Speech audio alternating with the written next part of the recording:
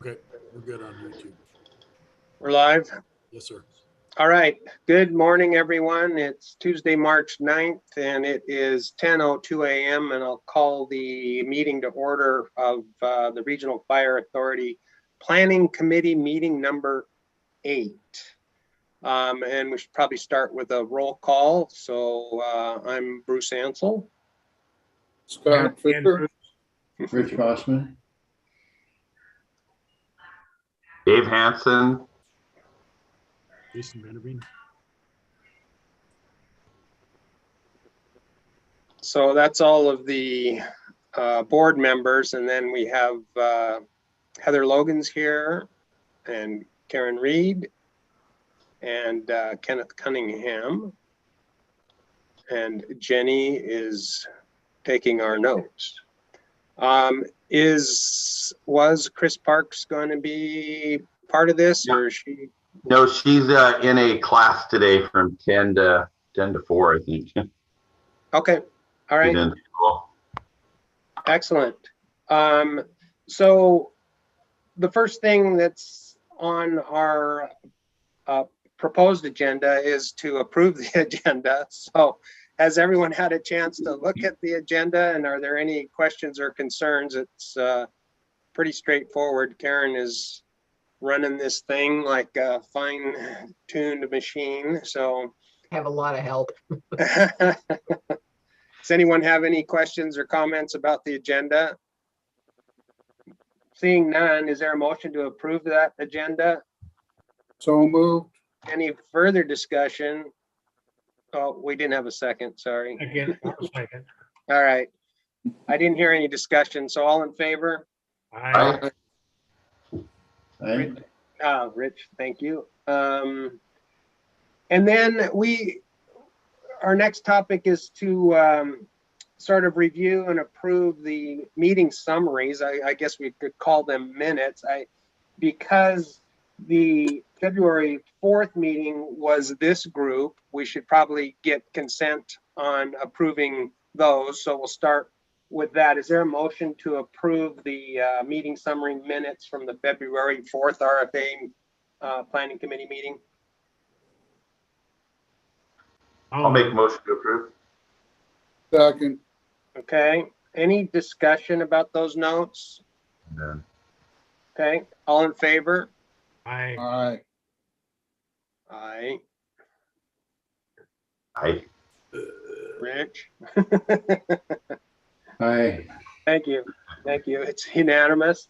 So then we move into the February 25th financial scenarios workshop, which was actually a special meeting of Fire District 21. And so technically that's not something this board will approve, but I just wanted everyone to have the opportunity to look at those notes and make sure that you all feel comfortable in how those notes reflected the discussions that we had. And those were prepared by Jenny, and Karen and I have both reviewed those. I think the chief has, and made some edits, etc. But we just wanted to make sure that everyone was on board and comfortable with how that reflected sort of our meeting that was somewhat challenging with our technical stuff, but we made it through. So does anyone have any comments or questions? Had a chance to review those, and any issues? I just want to say thank you to Jenny for doing such a great job with them. There's a lot of detail in there, but it's super helpful to have that detail to remind us what the heck we went through. So. Everyone okay? Yeah. Okay. Not seeing any issues or concerns, and again, we'll address those formally at our next Board of Commissioners meeting and formally adopt those minutes for the special meeting. Updates, Chief, and probably District 4. Is there any word on selection of a new commissioner? Yes. Yes, we are having interviews, I believe, starting tomorrow. We have 3 candidates, and all are very good candidates. We're excited. We One of our candidates is a gentleman by the name of Mark Land, and Mark is actually a water district commissioner here. He's the board chair of our local water district, and is a retired sheriff deputy from Whatcom County. He has ran for fire commissioner position once before. I believe it was against Jim Aarons. So Jim was the incumbent, so that was a tough one. But he's very, very interested. I know the other two are bring a lot of other talents. So I think we've got 3 really good candidates. So procedurally, just a question, if someone is currently holding an office, can they be appointed to another office? Yeah, so we had to go to the auditor's office to start with. Yes, they can. They cannot. The only rule is they cannot be on a ballot for two different what do I want to call Positions. them? Yeah, 2 different public districts or whatever at the same time. So if their election periods were at the same time, they wouldn't be able to do that. The other question is, can they be reimbursed or paid, receive compensation from 2 different district or 2 different public utility districts or whatever we want to call them, or junior taxing districts? The answer to that is yes, they can, as long as both boards pass a resolution stating they allow that. So the water district board would have to pass a resolution stating they allow it, as just this District 4 board would have to pass a resolution stating we would allow it. And we will have that resolution. If we have to do that, we would do that if it comes to Mark being our selection. All right. Sounds like we'll have an answer soon. Yeah. Perfect. And since they'll be joining us as we finish our development of the RFA plan, I'm happy to, maybe we should have a special opportunity for them to confer with, Jason and Chris and whomever, to sort of bring them up to speed on this. They're going to be drinking from the ultimate fire hose as we finish this puppy up about 3 weeks after they arrive. So, right, and that's what each one of them has had, just scheduled meetings with Chris. I believe 2 of the 3 for sure have had their meeting with Chris, just really making sure they know what they're getting into, and also we want to know what their supportive is for where we're headed, and it's coming out sounding really good. And then they have been given the chief's phone number to schedule a time with the chief, so they can ask questions of the chief. great. All right. So then next item is the website updates. Karen, is that the chief? May I interrupt? I'm sorry, Bruce. Yep. Here, I'll give you. So, also, we were hoping maybe you would be, you might want to interview or at least field some questions from the candidates if they had any questions. We thought you'd be another excellent source for us if that would be acceptable to pass your number along. Yes, absolutely. Either, my phone number you have, either email, my home or the district email, I monitor regularly. So absolutely. All right. Really good. Sorry about that there. No. On the website, we were just checking to see if we had been getting questions from that email address where people can. Do you know if we've seen anything, Jason or Jenny? Has there been any? Somebody should be there's. Yeah. No, we haven't received any that email inbox comes to Jenny and I both, and we haven't seen any Great queries or anything. Great. And we've got the updated FAQs posted online. Thank you, Heather. So I think we're in a good place right now with all that, and we'll update it again as we approach April and we're doing another round of public engagement. That's all I had on that. Thank you. Yeah, and that one page thing that I sent to Mr. Peck up in the village, he sent it out and he didn't get any comments other than people thanked him for forwarding the information. So it's obvious that people are paying attention when we send that stuff out. So I told him that we would send him another updated one once we start getting into the levy rates issue. And I think, just FYI, I just got my property tax statement here this last week, and it's rather shocking how much taxes we pay out here. So we're going to have to really sharpen our pencils and be careful when this thing gets rolled out to the voters. Yeah. Okay. I don't know if there are any other updates from anyone. Anybody have anything that they want to add at this point? All right. Jeff, Commissioner, Go ahead. if I could real quick. Hey, I just want to encourage everybody to buckle in, because this ride's about to get a little crazy. Karen's doing a ton of work in the background, but she is about to put her foot on the gas pedal of this thing. And so everybody be ready to hang on and engage over the next few months. It's going to be busy. And if we're going to get the result we want, which I think is certainly attainable, we're going to there's going to be a lot of work for all of us. But I just wanted to give a shout out to Karen and Heather and Jenny, that they have been working tirelessly in the background. There's going to be a lot of information coming over the next month or so, and some big decisions that have to be made. So hang on. Thanks. Yeah, and Bill. And Bill. Bill as well. Yes. Well, I'll be dragging you through a whole lot of stuff. Maybe that's a good transition to the agenda, the calendar for where we're going from here. I don't know whether I have screen sharing, or if you can share that page of the packet, Chief, the schedule items right behind the meeting summary.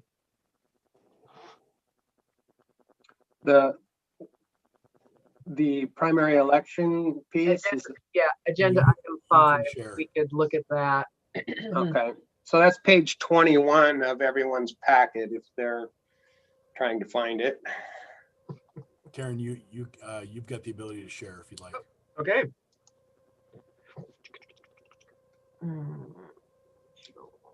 You guys are getting really efficient at this.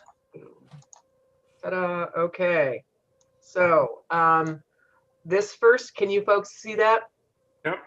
Awesome. Yeah.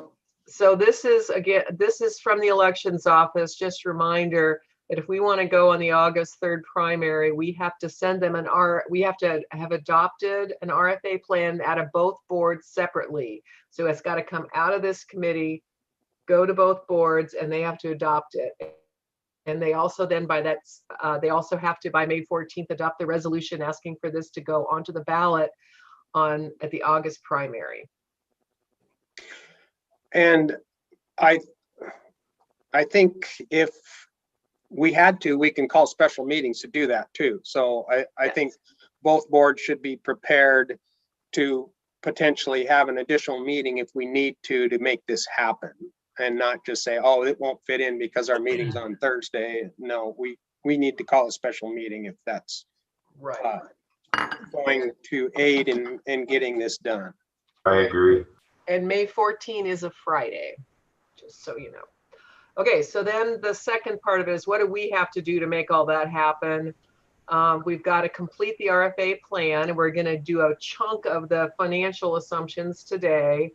And basically we're driving towards the proposed starting levy rate. That is the data point that will go into the plan and into the ballot measures in some way.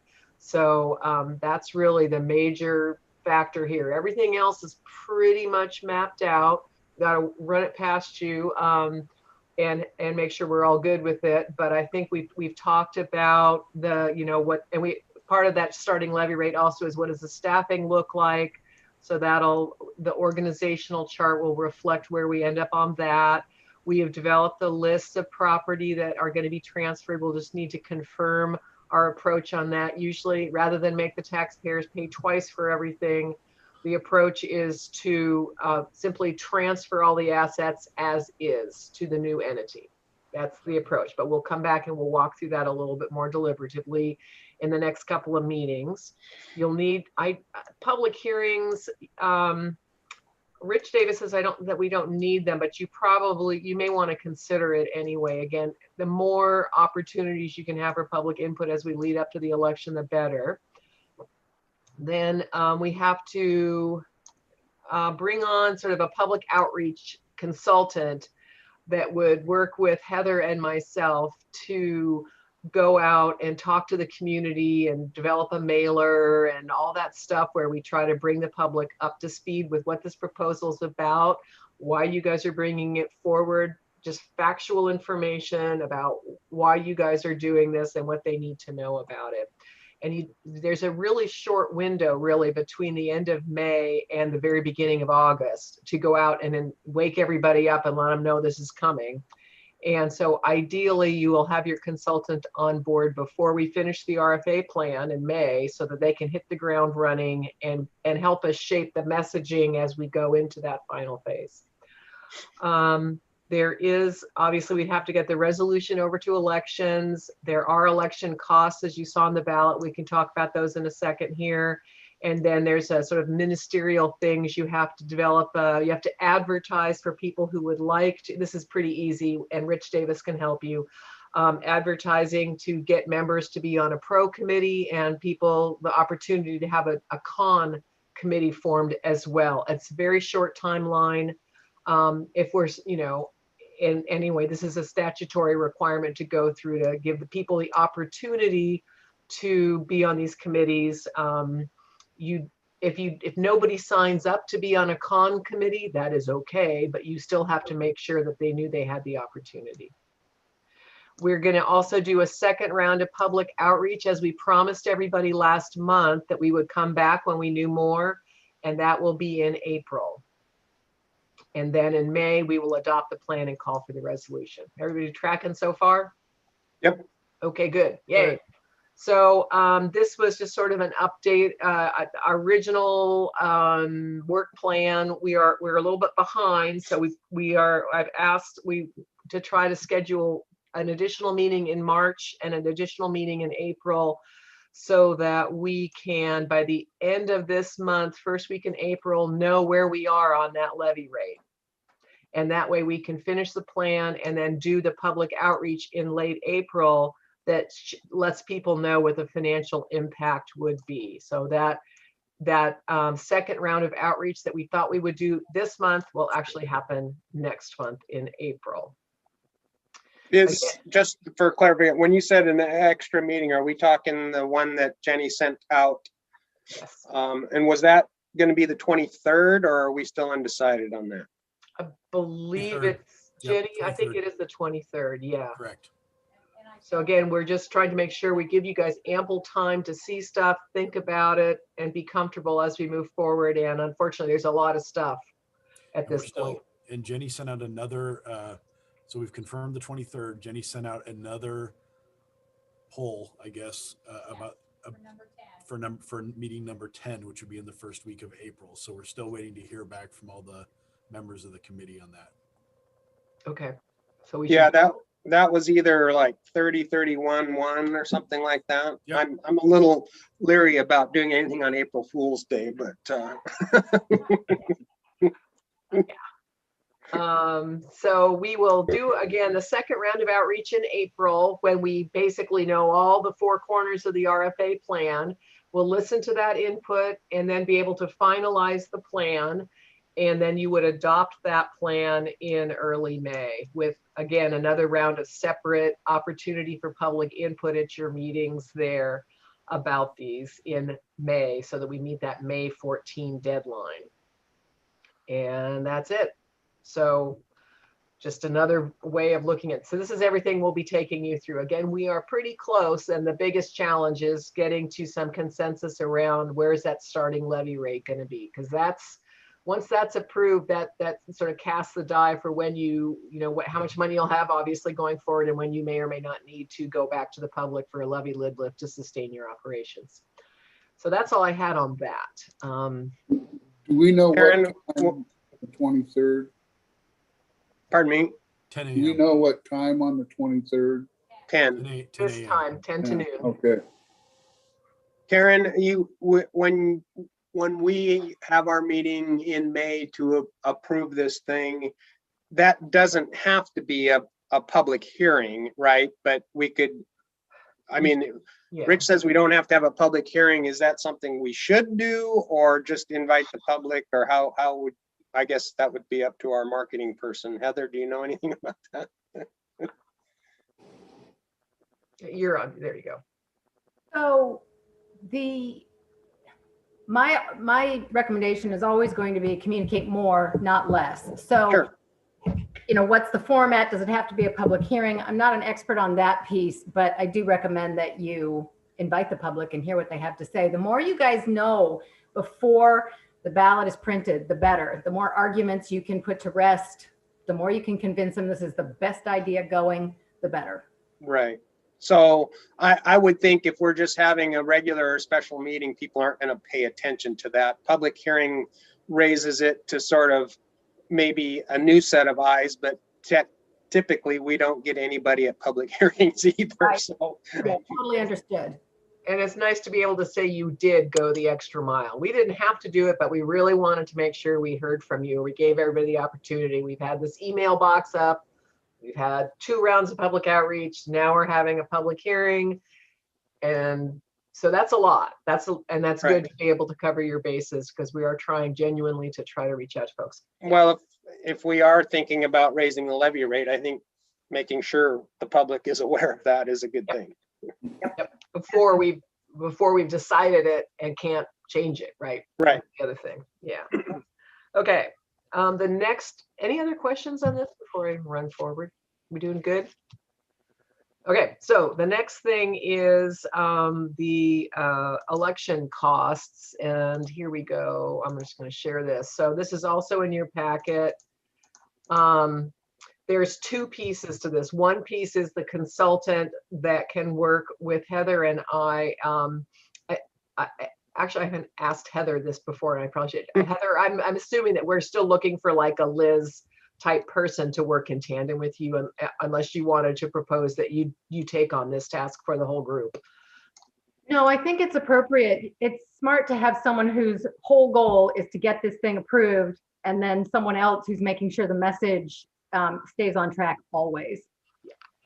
So the range, so Jason's next step is to reach out to a couple of election consultants, see if they have the capacity and the interest in working with us, and get an estimate of their costs. And the costs could vary pretty widely, and I think we'll probably have to tell them this should be less rather than more. I think I may have shared with you previously that the Arlington North County RFA annexation vote that we just did, I believe Liz Loomis and her group, they did a fabulous job. We got almost 90% approval rate. Wow. But that was like, that was a $65,000 contract. And that's a lot, right? It's 55, Liz, but it's still a lot of money. It's a lot. So we may be able to get something, down, and maybe Liz can do less and still work with us. I know that the RFA, the South County RFA creation ballot measure, I think the public input there was closer to 25,000, but I'm not sure if that was just her time. There's also the cost of printing and mailing, right?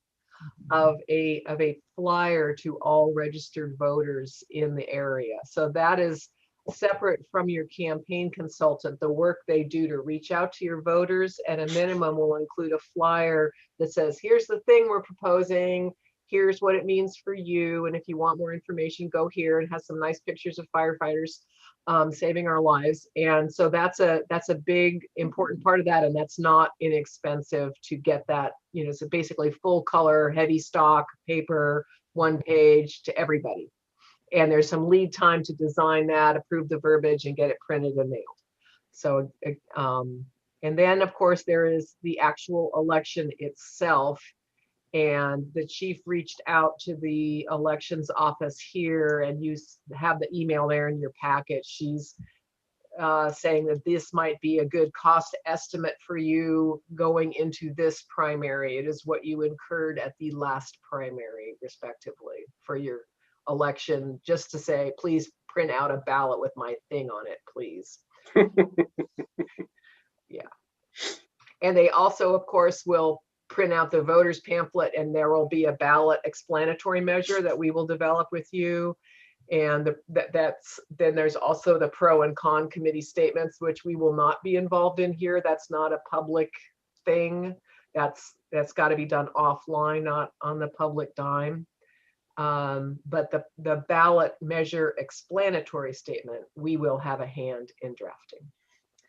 So there's a lot of pieces and parts. Any questions? I think one of the things you'll need to talk about either separately or we can talk about it now is how you would like to, are you prepared to share these election costs in some way, or do you want to have them pro rata based on your respective size? You've been sharing the costs equally to date, I believe, but it's up to you how you share these additional costs going forward of the election consultant, the election outreach costs, and the election itself. So those are not insignificant costs, and we'll need to make sure you guys are ready for them somehow. I think we've agreed that we were going to split them just down the middle. Am I correct on that? I think That's the way we entered into this original agreement, that any costs Yeah. that were mutual would be split. It's going to be mutually beneficial. Absolutely. So, I think if everyone is amenable to that, we ought to at least go on record saying that we'll continue as we have been doing and sharing the cost of anything that's associated with the formation of this, except for our own commissioner time and our own legal advice, et cetera, et cetera. Sure. Harry, do you have any questions here in regards to that or comments? No, I approve of that. I think you've got it there. okay. Acceptable, Bruce? Yeah, Sure. Scott, does that work for you? And Works. then Works. Rich. Yes. Works for me. And do we need to make a motion or? Wouldn't hurt that you, I mean, this committee can't bind your legislative bodies, but you could move to recommend that we continue to share costs associated with the project, and that would include the election and election consultant costs equally between the two parties. And that would be your recommendation back to the two boards.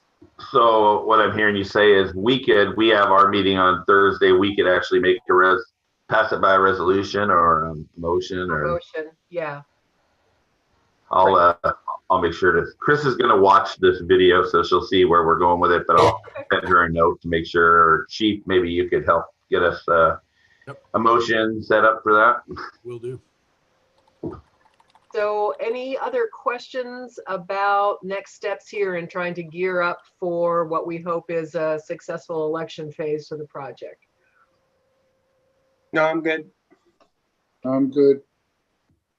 Yeah, I'm looking at the figures, and I think it's safe to say probably 30,000 apiece would include the election costs and about 35 for promotion, I'm guessing. So that would put about 30 on each of us. I think it will probably be a little more than that. Figure there's probably somewhere between 15 and 20 for the mailing. Oh, okay. And then maybe there's another 30 for the consultant time. So that's probably 45 plus this. 25. Plus the So we're at 70. Yeah, plus the Rich's number is better. Yeah, we like Rich's number. Yeah, I think my numbers just went up about double. I think so. The election cost is 40 plus 15 plus 30, 86. So it's more like 42, 43 per before we've heard pricing from the consultant. Okay.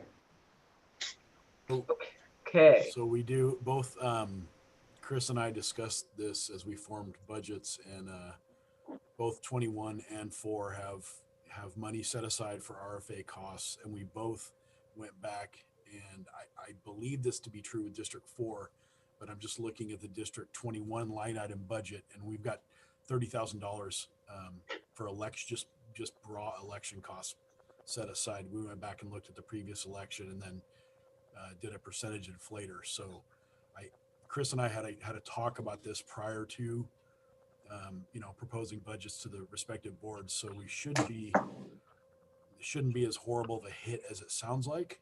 There was some pre-planning done. Yeah, the 30 each is a little shy, but at least we have that much.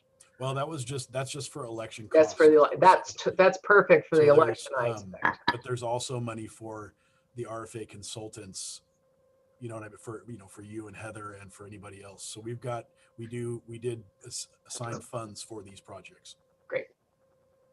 Right, because we did chat about this a while back. Okay, with you, Chase. Chief. So that's all I had, and then we wanted to sort of hand things over to Bill, and the chief, and the balance of our meeting today will be going back into the financial model and trying to build on the discussion that we had earlier this month. And again, we're driving towards what do you want to fund, and what does that mean for a starting levy rate, and how do you make sure you're setting yourself up for financial sustainability. And so, Bill, I think we can turn this over to you. I don't know whether you want to launch with something on screen from the starters or just chat with people first. You are on mute. There.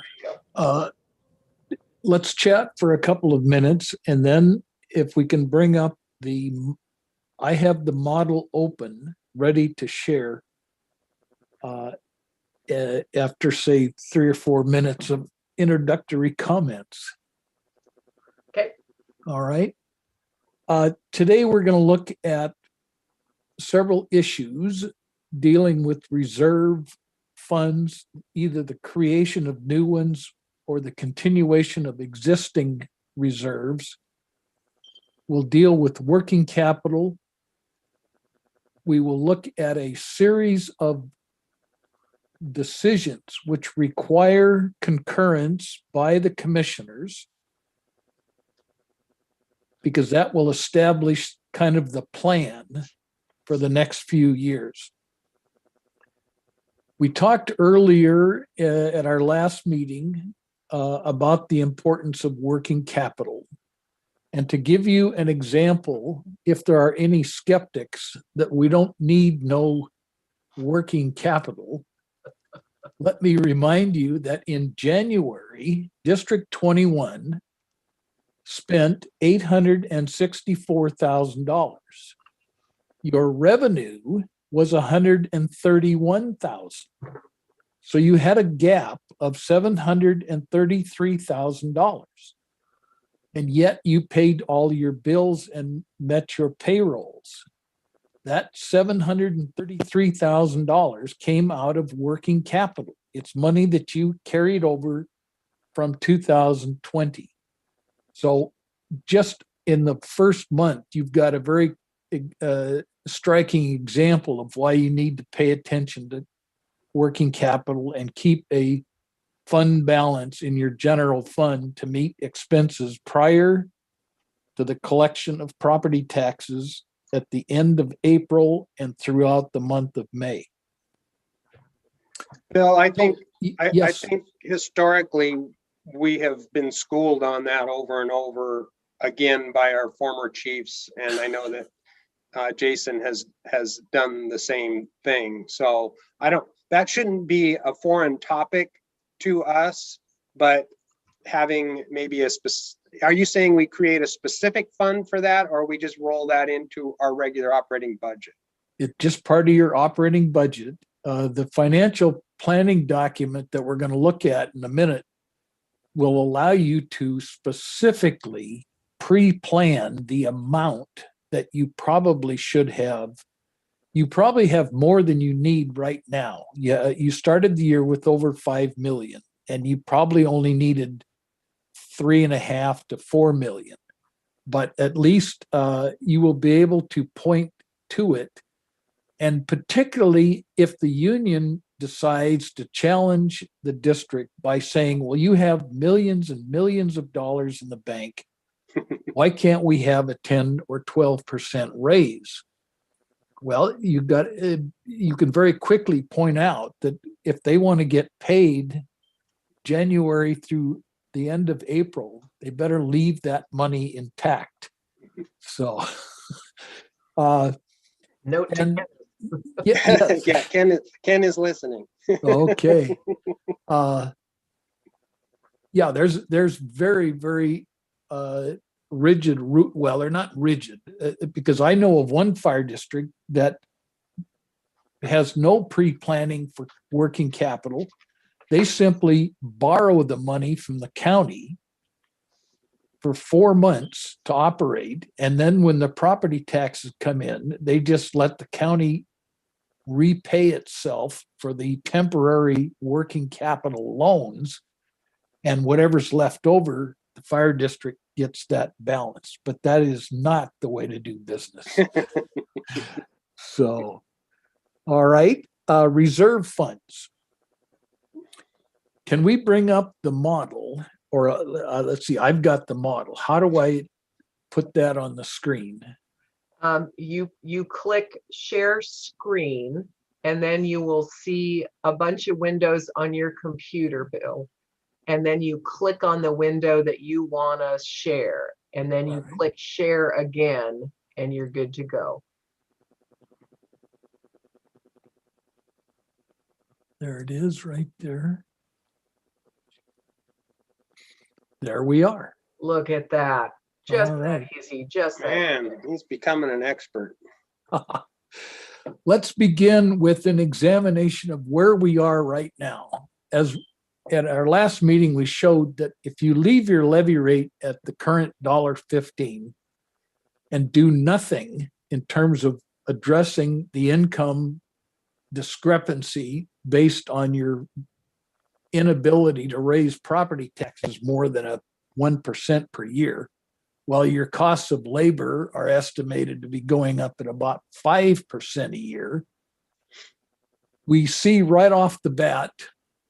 Now, can you follow my Yep. pointer? Yep. See it. Okay, we begin with the idea that by the end of 2027, by doing nothing on the revenue side and continuing with your expenses, you could be as much as $3.5 million in deficit. So that's our starting point. When we're done with this decision exercise, we will have a positive fund balance. Let me assure you of that. Okay. Now we're talking about reserves. Let's go to the idea. Do we want to create an emergency reserve, or what they call the rainy day fund? Many districts have done so. Almost all cities have done so.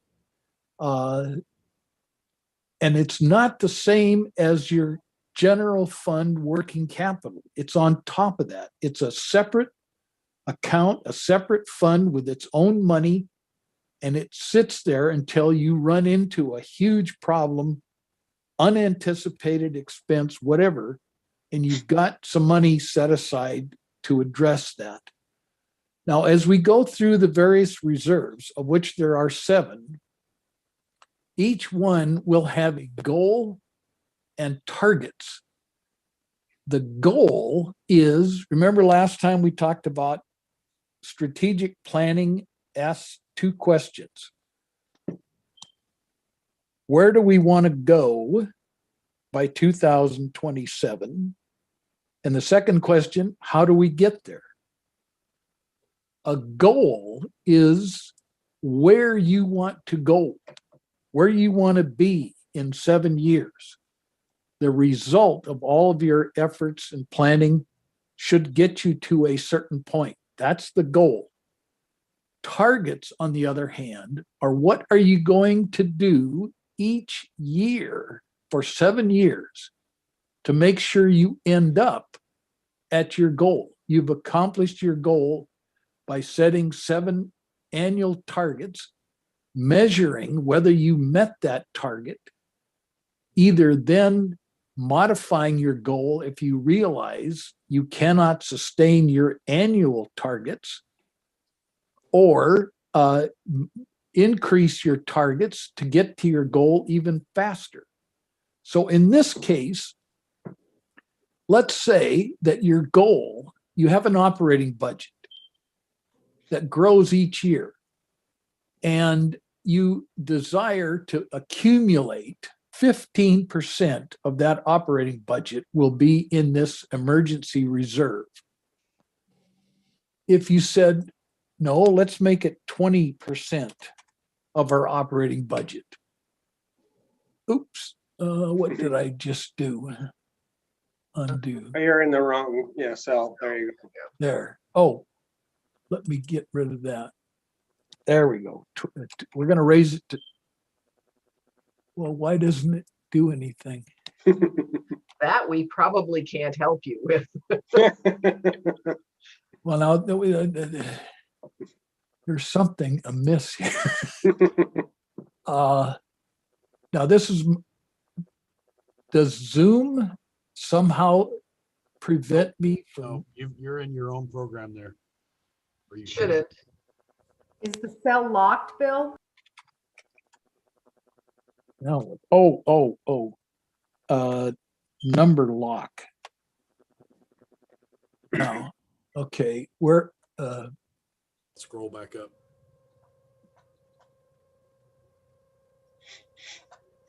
I'm on a new page now. Yes, you are. How do I? I've never seen this page. I think it's the bottom half of your emergency reserve page. I think Bottom if of you your page. scroll up, you'll be, you're at the bottom. I think if you just scroll up, you'll be back to where we were. Well, I hate to inform you, but I'm on something. Let's see.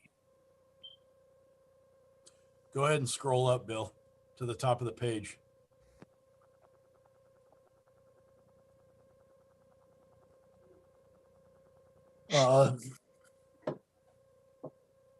Beginning to panic here. No. You're good. Just if you move your cursor all the way to the right. To the right, Move yes. your cursor all the way to the right to the slide bar on the side of your screen, on the far right of your screen. Unfortunately, there is no gray bar that I can slide up and down. It's all white. Minimize your screen, Oh. maybe. I'm going to hit back. That doesn't seem to do anything. Oh, You go roll around your mouse. Put your cursor on one of the unused box and just use the up arrow to go up. There you go.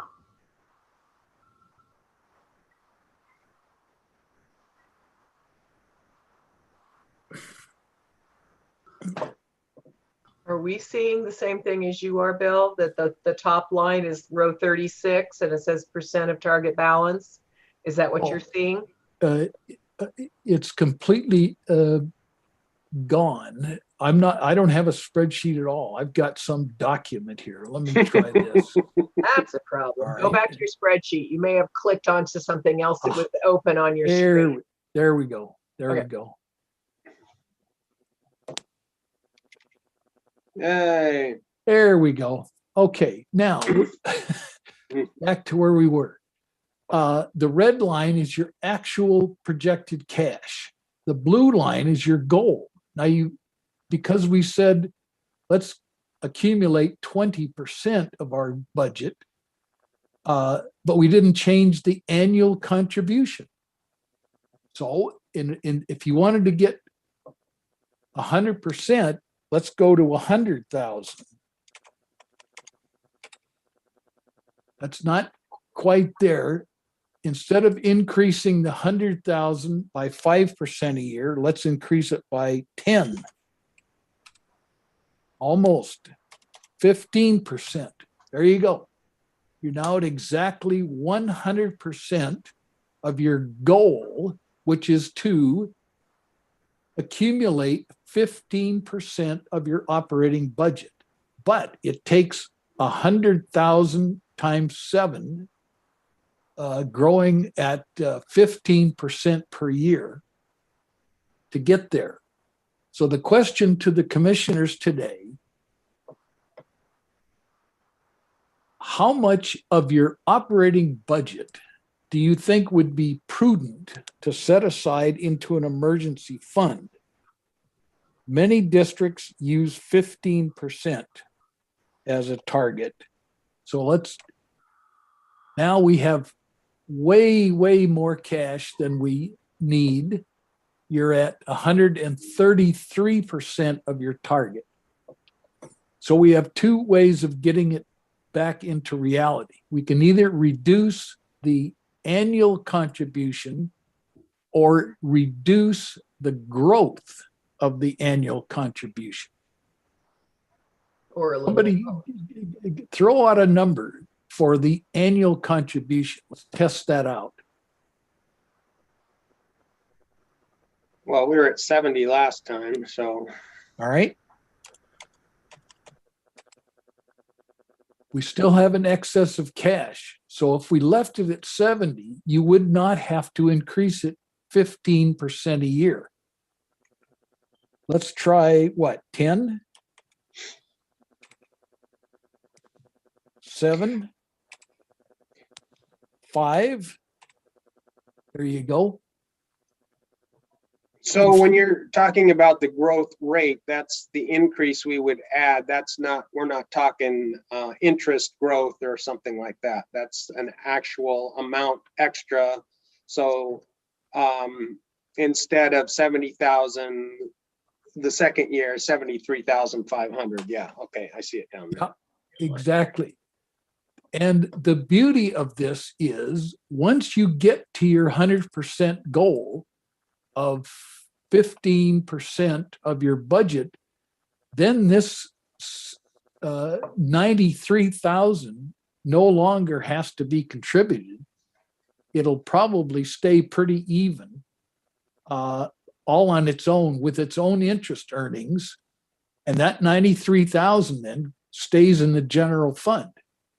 So it's like getting a $90,000 increase in your revenue after 2027.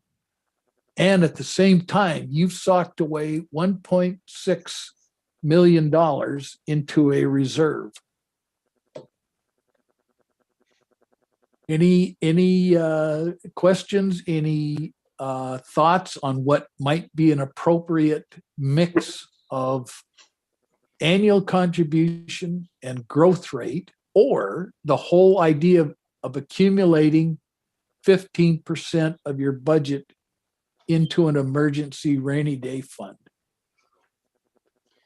Bill, for us to make that decision right now is kind of hard because we may have more pressing items. I think this is a great idea, but I think rather than saying, okay, let's decide right here, right now that we want 15%, maybe we need to know what capital and apparatus and the other things are, and then ultimately have to come back and prioritize each one of these reserve funds based on your recommendations. I think 15% is great, but if we can't put a fire truck on the road because we're putting 15% into here, then it's probably not a good choice at this point in time. Yes, you're absolutely spot on. The reason I dwelt excessively on this is because we're going to do the same thing with your apparatus reserve, your equipment reserve, your facilities, capital projects, all of them. But this gives you an idea of how you can wrap your arms around the whole concept of why do we have a reserve at all? Who needs reserves? And we'll use exactly the same process without the necessity of nailing it down irretrievably, casting it in concrete and saying, well, we've made that decision and now we can't change it. The thing about this planning model is you can change anything at any time to better achieve your overall district goals in harmony with all of the inputs and all of the outputs that are going to be required to balance. Every dollar goes someplace. And if it isn't into the emergency reserve, it'll be into operations. or it'll be in the capital projects reserve, or, someplace.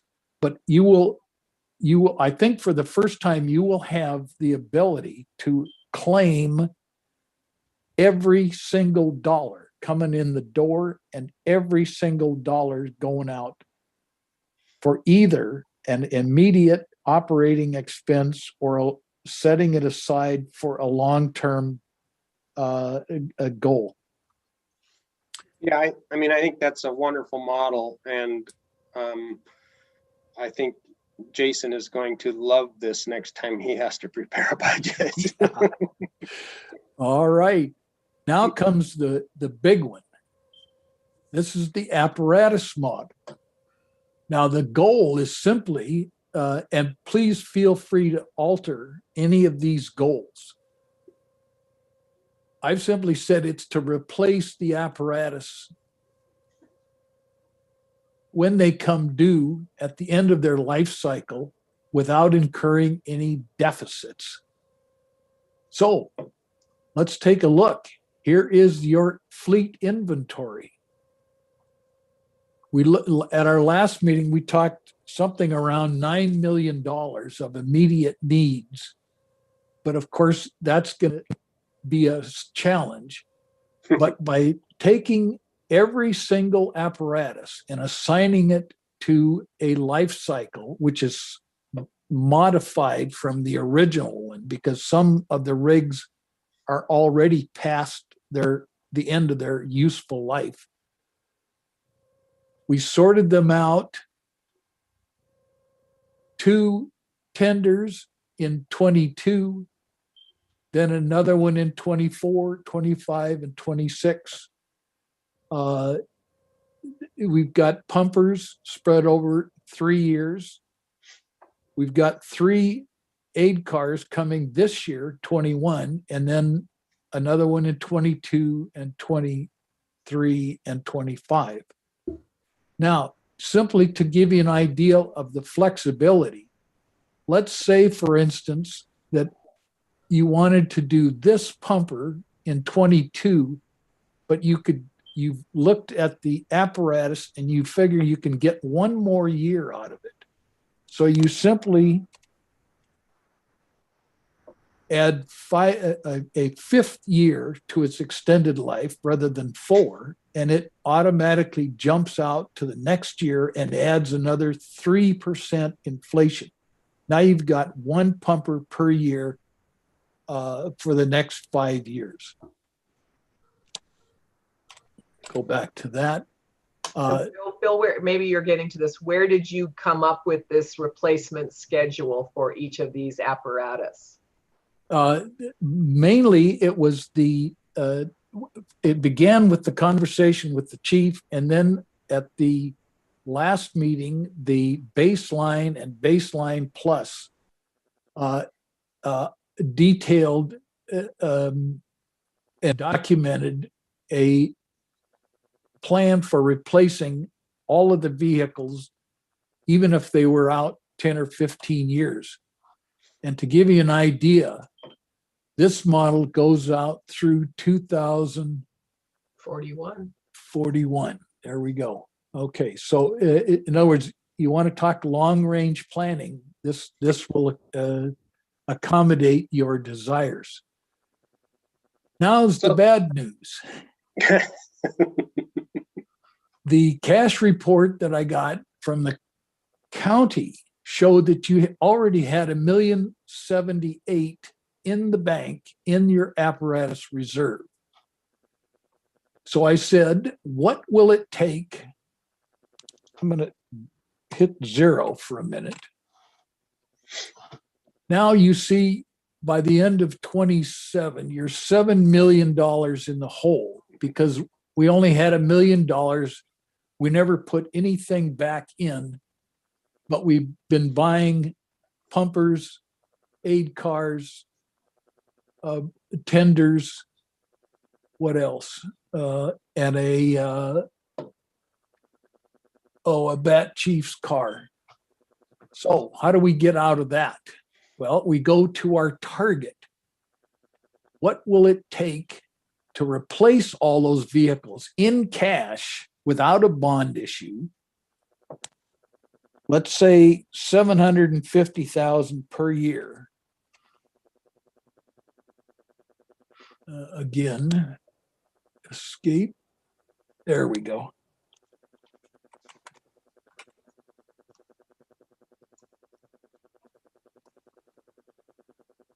There we go.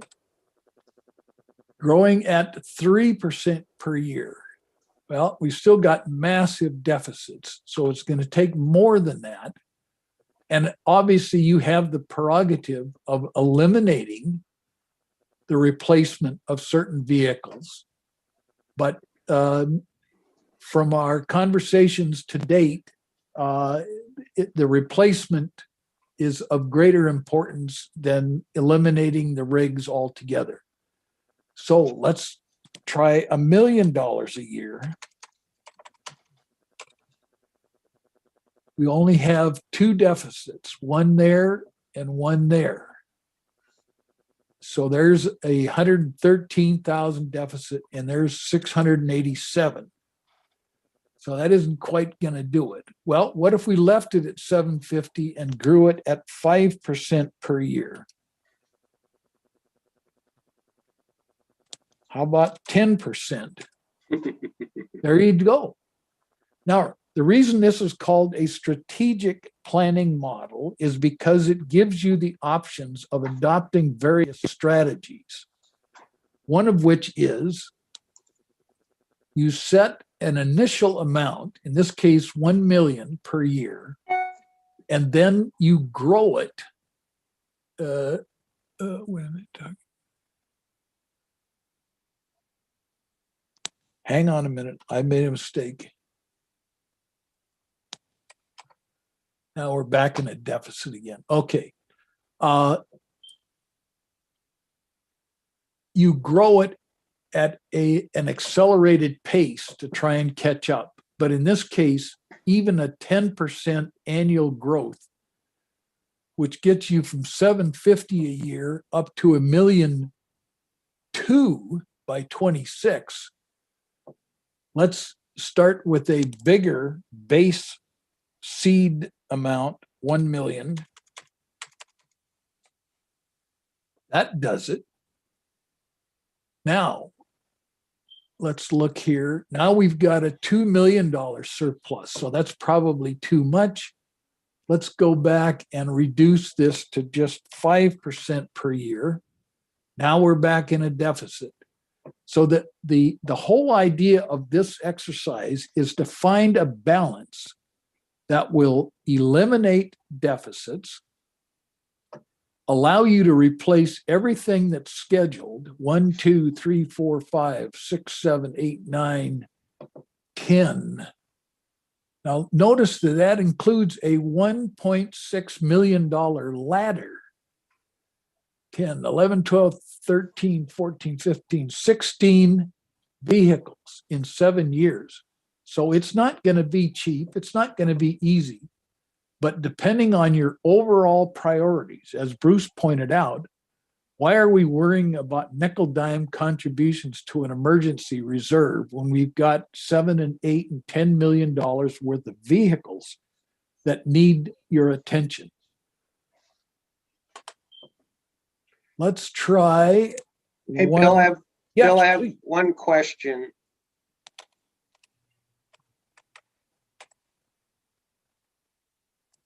Please go ahead.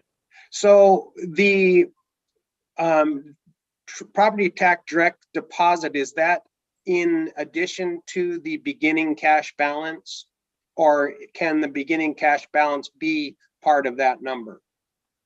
I will address that. We're going to circle back to this sheet right here. And we'll blow it up.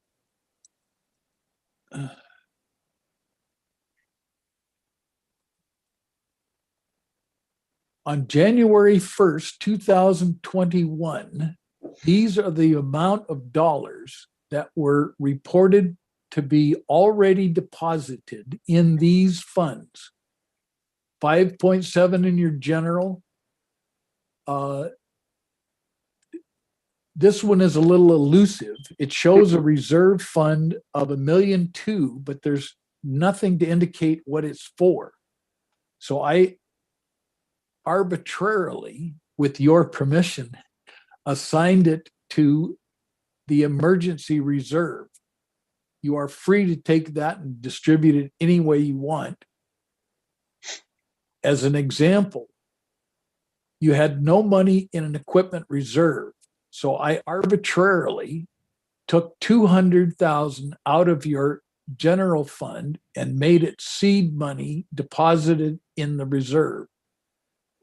I put 300,000 into the retirement reserve. I'm going to check that for a minute. Yeah, 300. Okay, we'll come back to that.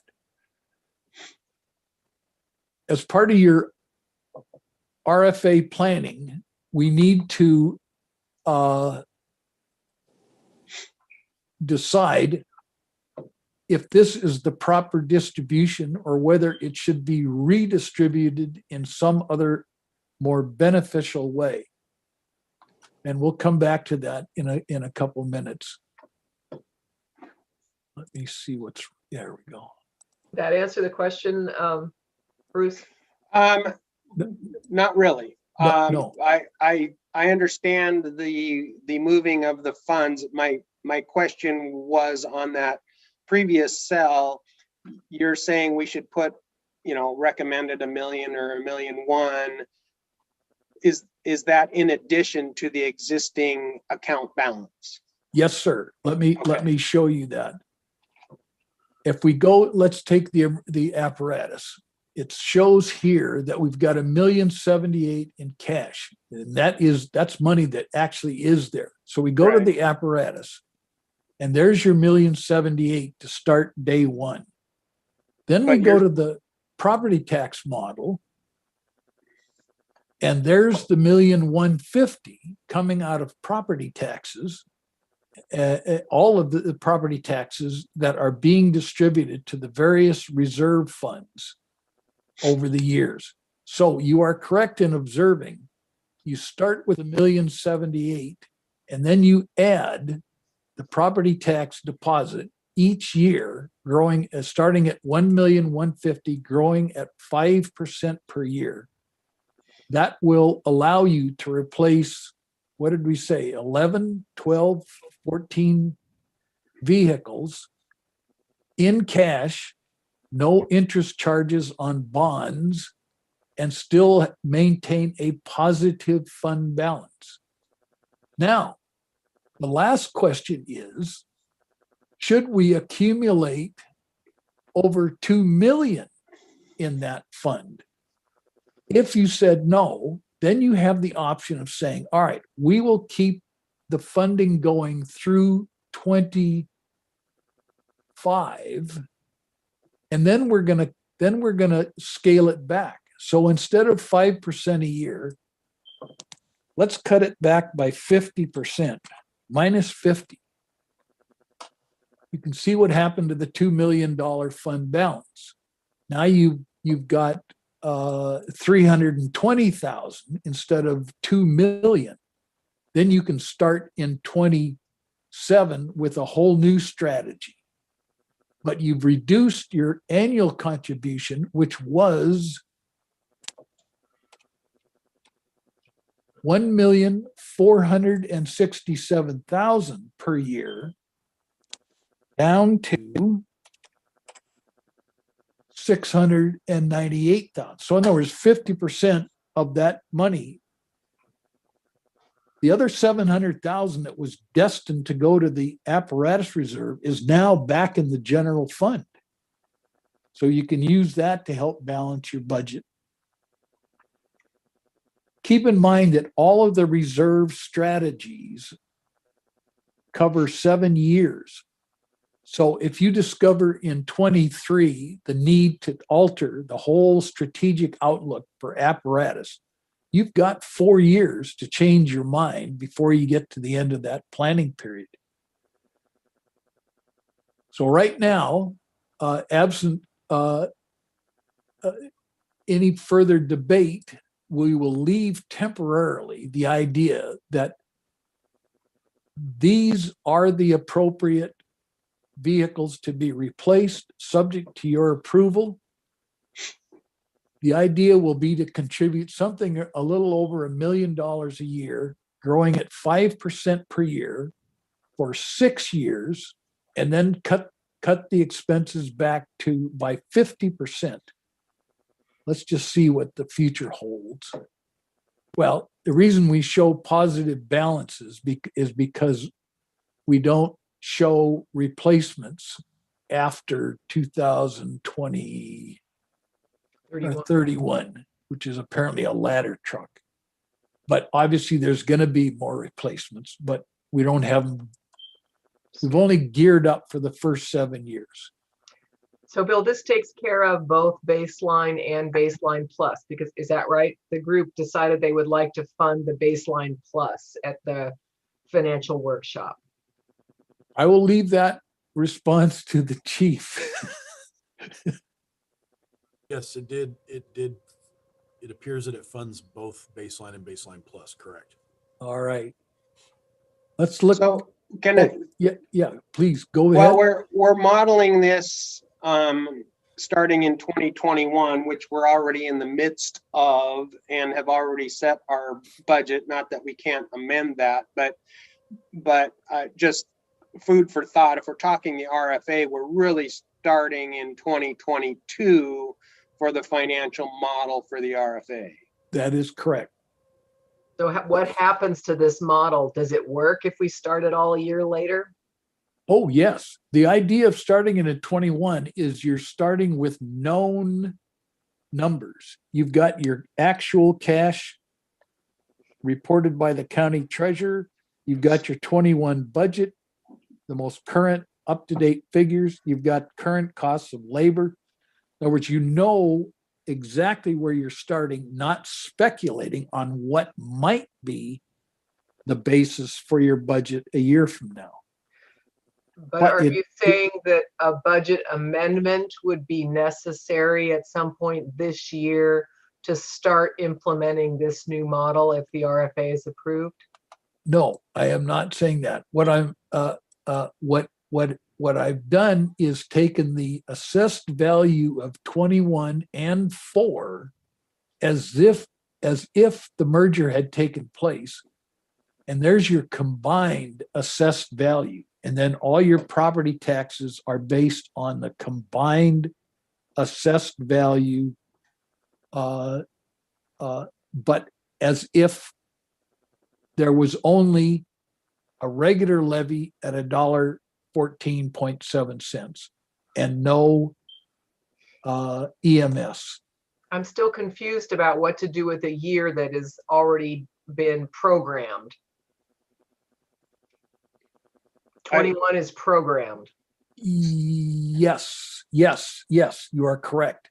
Because this is pro forma, I have not attempted to anticipate what your line item bars budget would look like or what your labor contracts might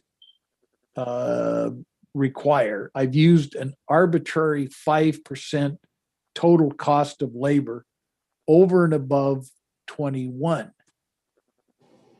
I guess I think I'm still trying to answer Bruce's question. Okay. Which is? Well, I think Okay. basically Bill has shown us the model, how it works with known numbers, but we're gonna be a year off. Right.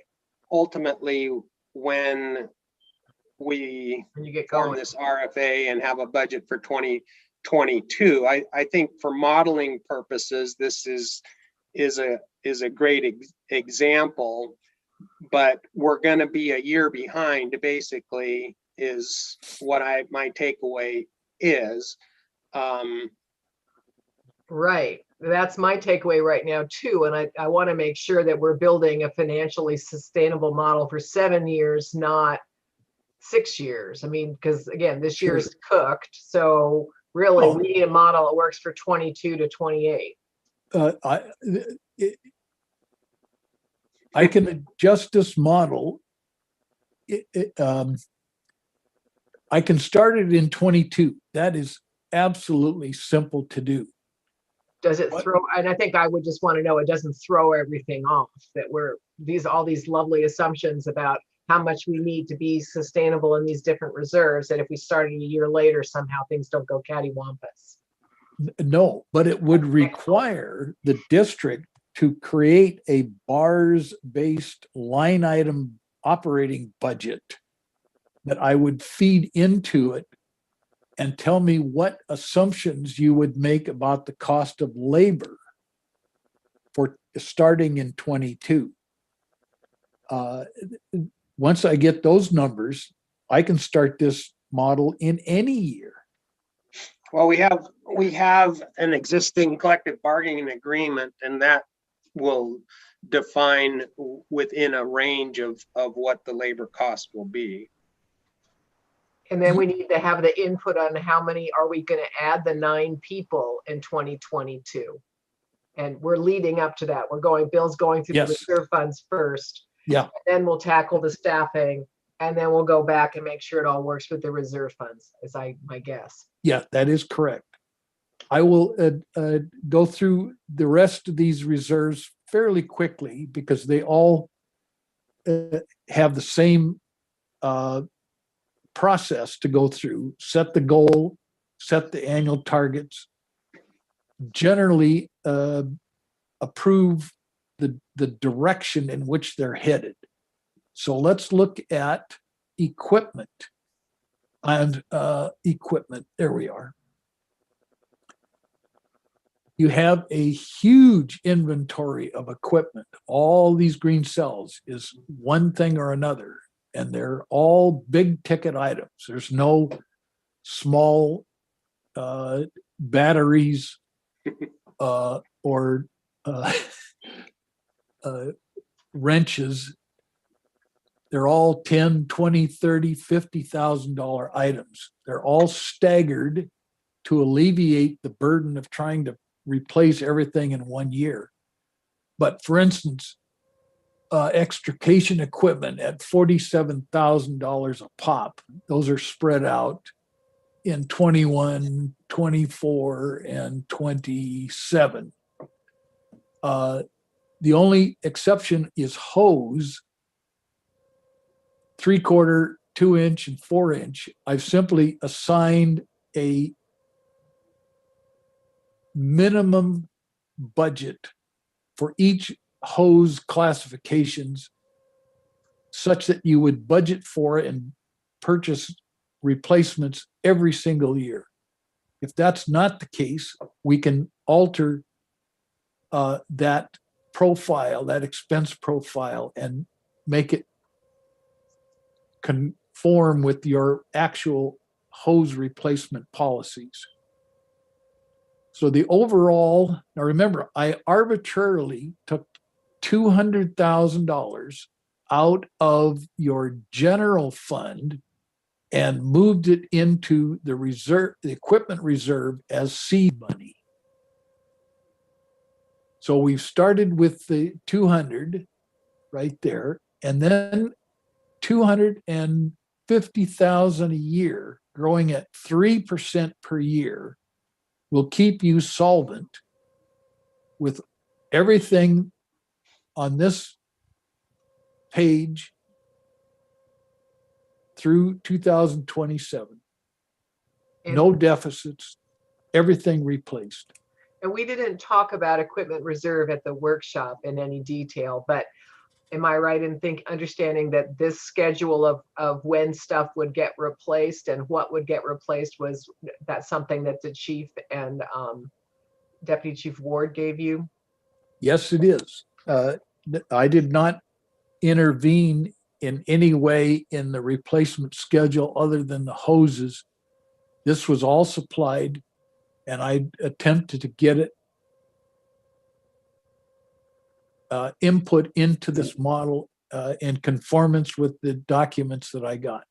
Great. God, is that right?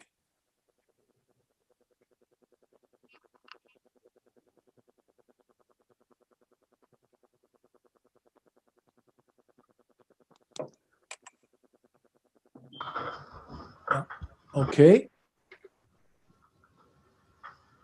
Facility reserve. Now, in this one, the actual beginning cash was $1,036,000. Because I did not have any direction on specific projects for the facilities, I simply assigned an arbitrary $10,000 per year per station to be used at the discretion of the chief for maintaining those facilities. It's not a mandate that you spend 10,000. And if one station needs more than 10, they certainly can borrow from those stations that don't need the repairs. The model is set up to have a basic maintenance budget. And if 10,000 is too high, we can change that in a flash. And then if you have any specific projects that are assigned to any given station, we can include those. For instance, electrical. Or a roof replacement. There we go. Mm. So we now have an electrical, say it's a $75,000. Let's see, what did I do wrong? Okay. You got it in the year column. Yeah. There we go. 2023. There's your 75, and the roof, 125,000. Wow, that's a hell of a roof. Yeah. Well, 2024. There you go. There's the new expenses added in the year. And that just gets added on top of the 10 per year average maintenance cost. Now, if somebody would tell me that this 10 is completely out of line, give me a better number and we'll fix it. Have you and Jason, have you guys been talking about that? I don't know. Yeah, I mean, you've been gone. I chatted about it with Chief Ward, and it seems like it could be a little bit high, but it also, we have some pretty severe needs, and there are stations in there that that the ESCI report and the board has talked about eliminating or selling. So it could be that some of those stations will go away. Are there big projects out there? Yes. One of them is, we talked at the budget kind of imagination session about, Station 69, for example, it's at the end of its roof lifespan. But are we going to replace a roof on a building we're going to potentially sell? There's just all these things. Our two biggest stations with the biggest needs are ones that are really we're talking about getting a study done to see, are those tear downs or what. So we just felt like 10,000 each was an appropriate amount to move forward with, and yeah, we can go from there. Also, I was just going to say, it's better to overestimate than underestimate. If you end up with some surpluses, either apply them to a project that you otherwise would not have done for lack of funds, or at any time we can reduce the outlying contributions and leave the money in the general fund. Easily done. Karen? No, I was just going to say that the big projects of 69 and 61, those are in, those would be capital project type things. Yes. Is the next discussion item. All right. The goal here is to provide cash for funding any studies or planning efforts that would lead ultimately to a capital project. Entertain the idea of bond funding for capital projects. Let's look at why. I'm going to add these up.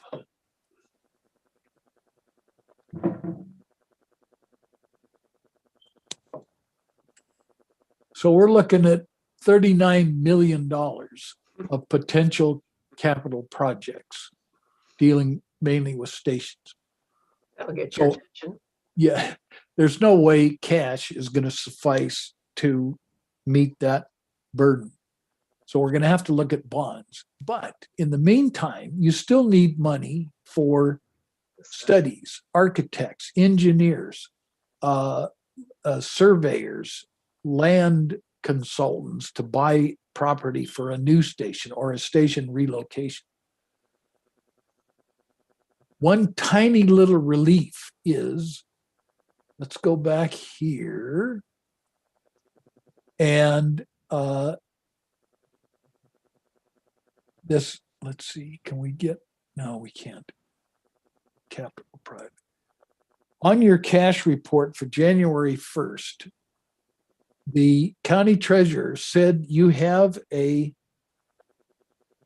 mitigation reserve that has 139,000. What if we took that and put it into the capital project reserve?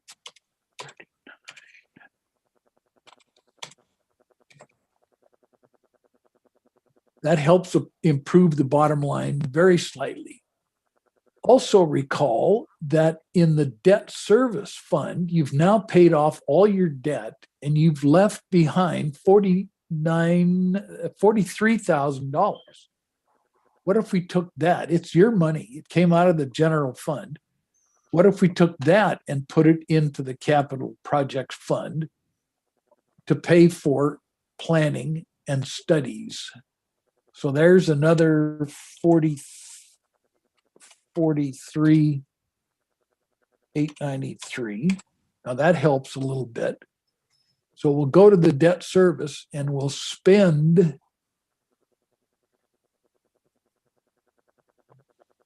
$43,893. So now that fund is reduced to zero. The money's gone. It's now deposited over here in the capital projects fund.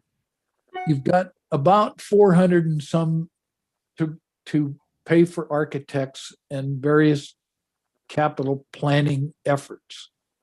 You do not have enough money at this time to build or seismic upgrade for 63 and 69. So what if we went down and sold the voters on approving a, let's go back up. We need 4 million, 4.4 million and 1.9. So what is that? 6 million. 6.4. All right. We're going to ask the voters for a $64 million bond in 23 at 3% interest.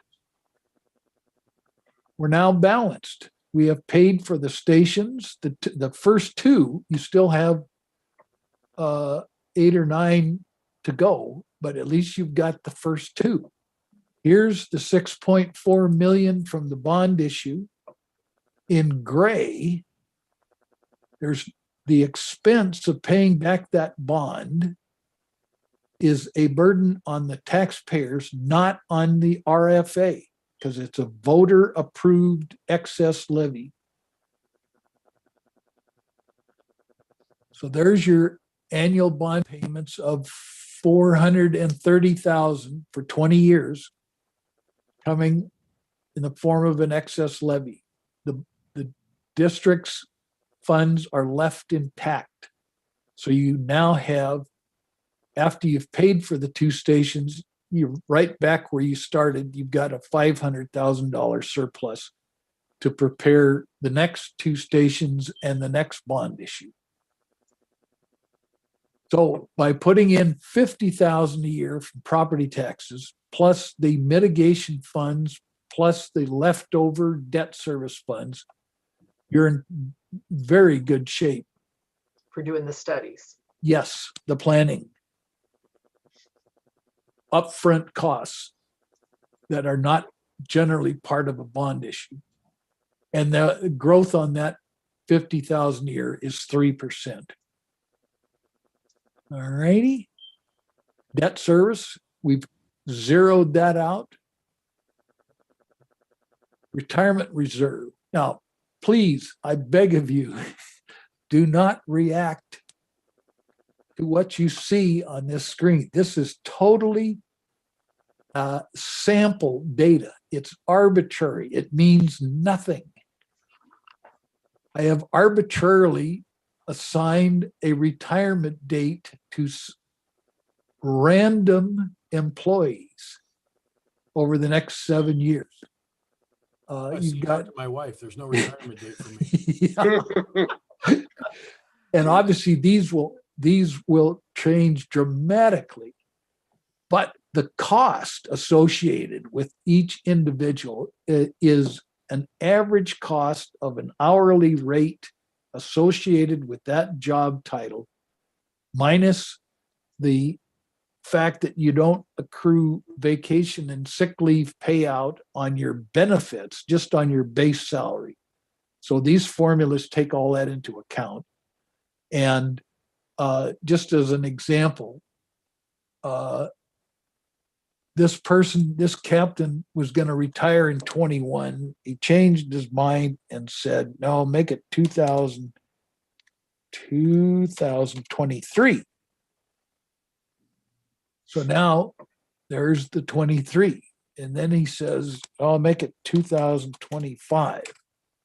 Now it jumps out to 25. So the whole idea of this model is identify a rank. If you want to privately keep track of who it is, you could put a name there, but that's not for public consumption. You've identified a captain will retire in 25. And if they save up 250 hours of vacation and 250 hours of sick leave, it's going to cost $42,000 payout for those accumulated hours. By starting with 300,000, which may be way, way more than you need, and then contributing 20,000 per year, growing at 3%, you will maintain a positive balance. But you see, you're on the last year of that scheme. In 28, you're going to be in a deficit if the pattern continues. So you'll have to either increase the 20 per year or begin to grow it at a faster rate. So now let's go back and see. We started with a $3 million potential deficit. We're down to $2,095,000. So we haven't changed a lot. We've made a few minor adjustments.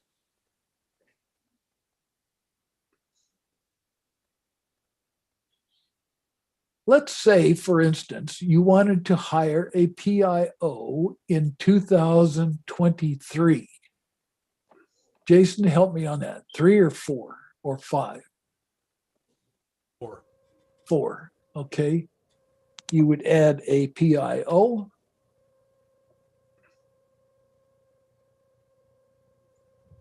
All right.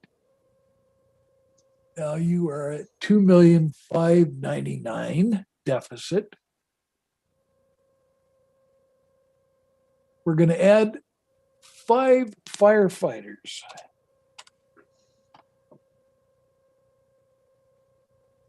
That was the Yeah, please. Oh, in 22.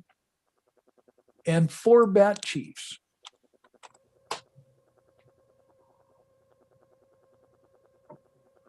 so that's the emergency. That's the peak hours transport and the bat chiefs. Those. Yes, Okay. that's What correct. we talked about is folks supporting at the workshop those 9 as a consensus plan moving forward. And the chief is saying buy those in 22. Do not delay. Okay, now, please be prepared for this next screen. You're now $11 million in deficit. Why? Because we haven't touched that property tax. Your levy is down to $1.02 from the current $14.7. So the question is, how do we get rid of this? Let's just break even temporarily. So we say to ourselves, how do we get that number to 0 by changing the levy rate?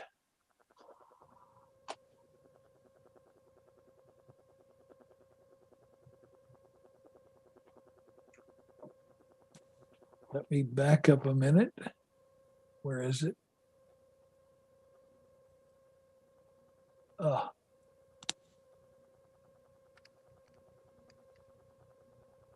There we go. Right there. Now, this is the initial RFA 2022 rate.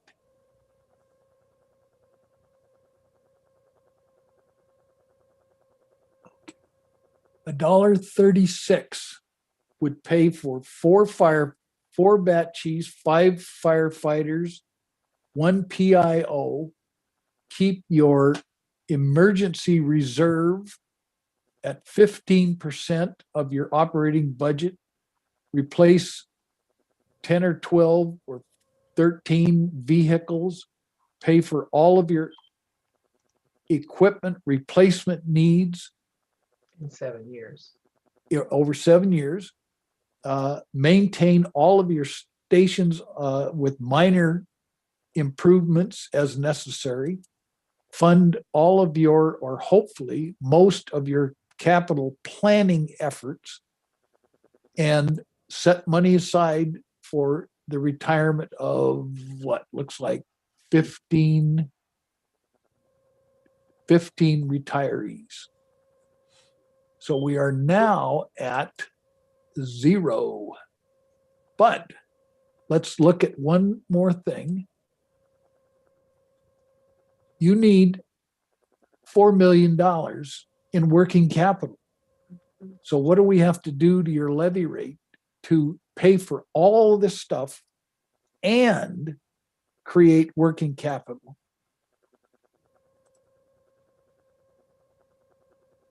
I got to find, there we are. So now we want that cell right there to equal 100% of your working capital requirement by changing the levy rate.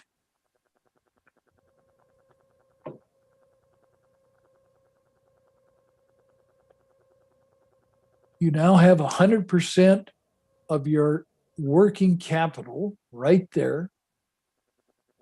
You have all the other things that we've looked at, and a levy rate of $1.45.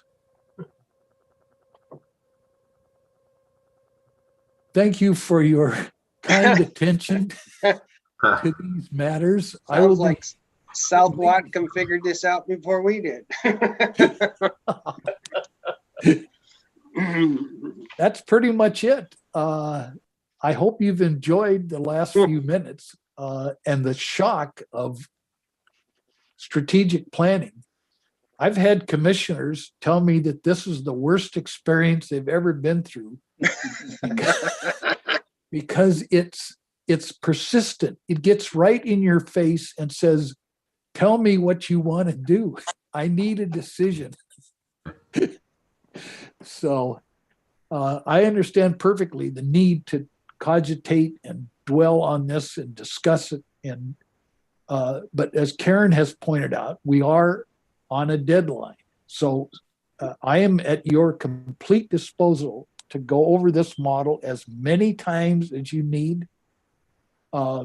at virtually any hour of the day to get it nailed down, because you do have to have a financial plan. And for want of any other documentation, this will probably end up being the basis of your plan. And we need a starting levy rate Yeah. to submit to the voters. And as currently modeled, then obviously that starting levy rate is $1.45. So maybe just for starters, you guys want to go around the table and say what are your reactions and key questions or something that you'd like to look at instead. And so we can just sort of see where you guys would like to go from here. Does that make some sense? It does, and I always like starting with Bruce. Okay, let's torture Bruce. It's the Let's Torture Bruce Club. Okay. Thanks, Dave. I appreciate that. Well, the $1.45 doesn't surprise me. I think after our last meeting, that's kind of where my mindset was sitting. And the fact that I think we heard rumor that South Whatcom was going to go out for a levy lid lift to $1.45. Correct me if I'm wrong. But you know, we've been dancing around, barely hanging on as both departments for years. We've balanced our budget, but we have never addressed any of our strategic plans or needs, and we've watched our equipment and stations slowly degrade over the years to the point where we are here. And I think $1.45 is a good number. You know, $1.50 is our max. We're still looking at $1.45 decreasing over that 5 or 6 year period, just because of the 1%. And you know, we've built in. It seems like in all of Bill's models, you know, there's a 3 or 5% increase, and we all know that unless our AVs go up or new construction or whatever, we can't keep up with that 3 or 5%, even by setting. Well, this model says at $1.45 it works, but our levy rate will continually degrade. If we started at $1.45, Bill, just real quickly, what would that end up being in 2027?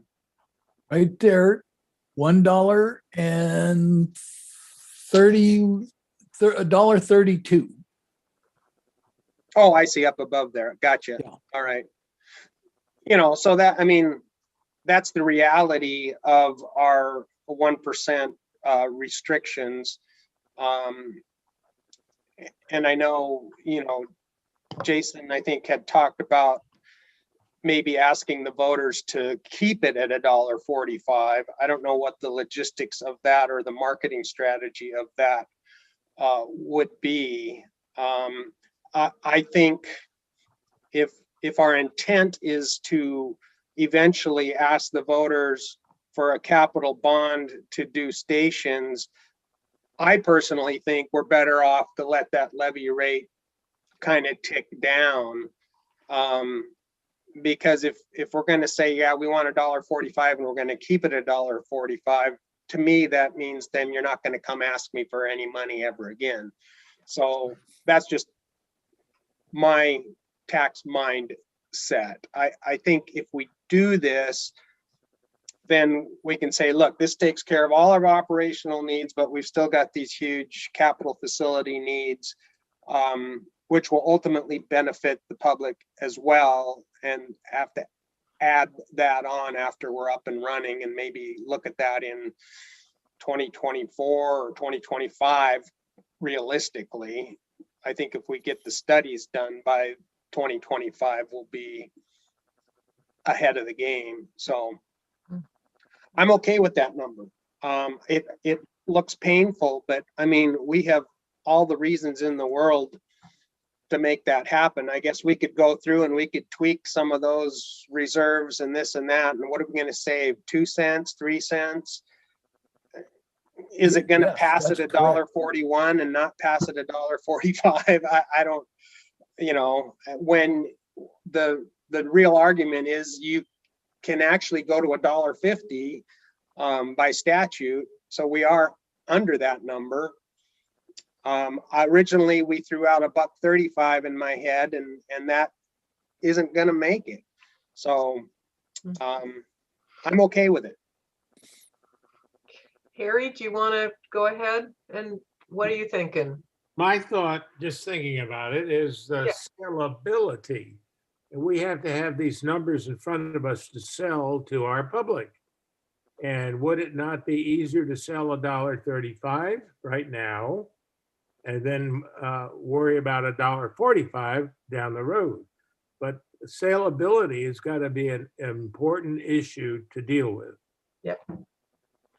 When you're saying sale as in buy me, or scale as in increasing size?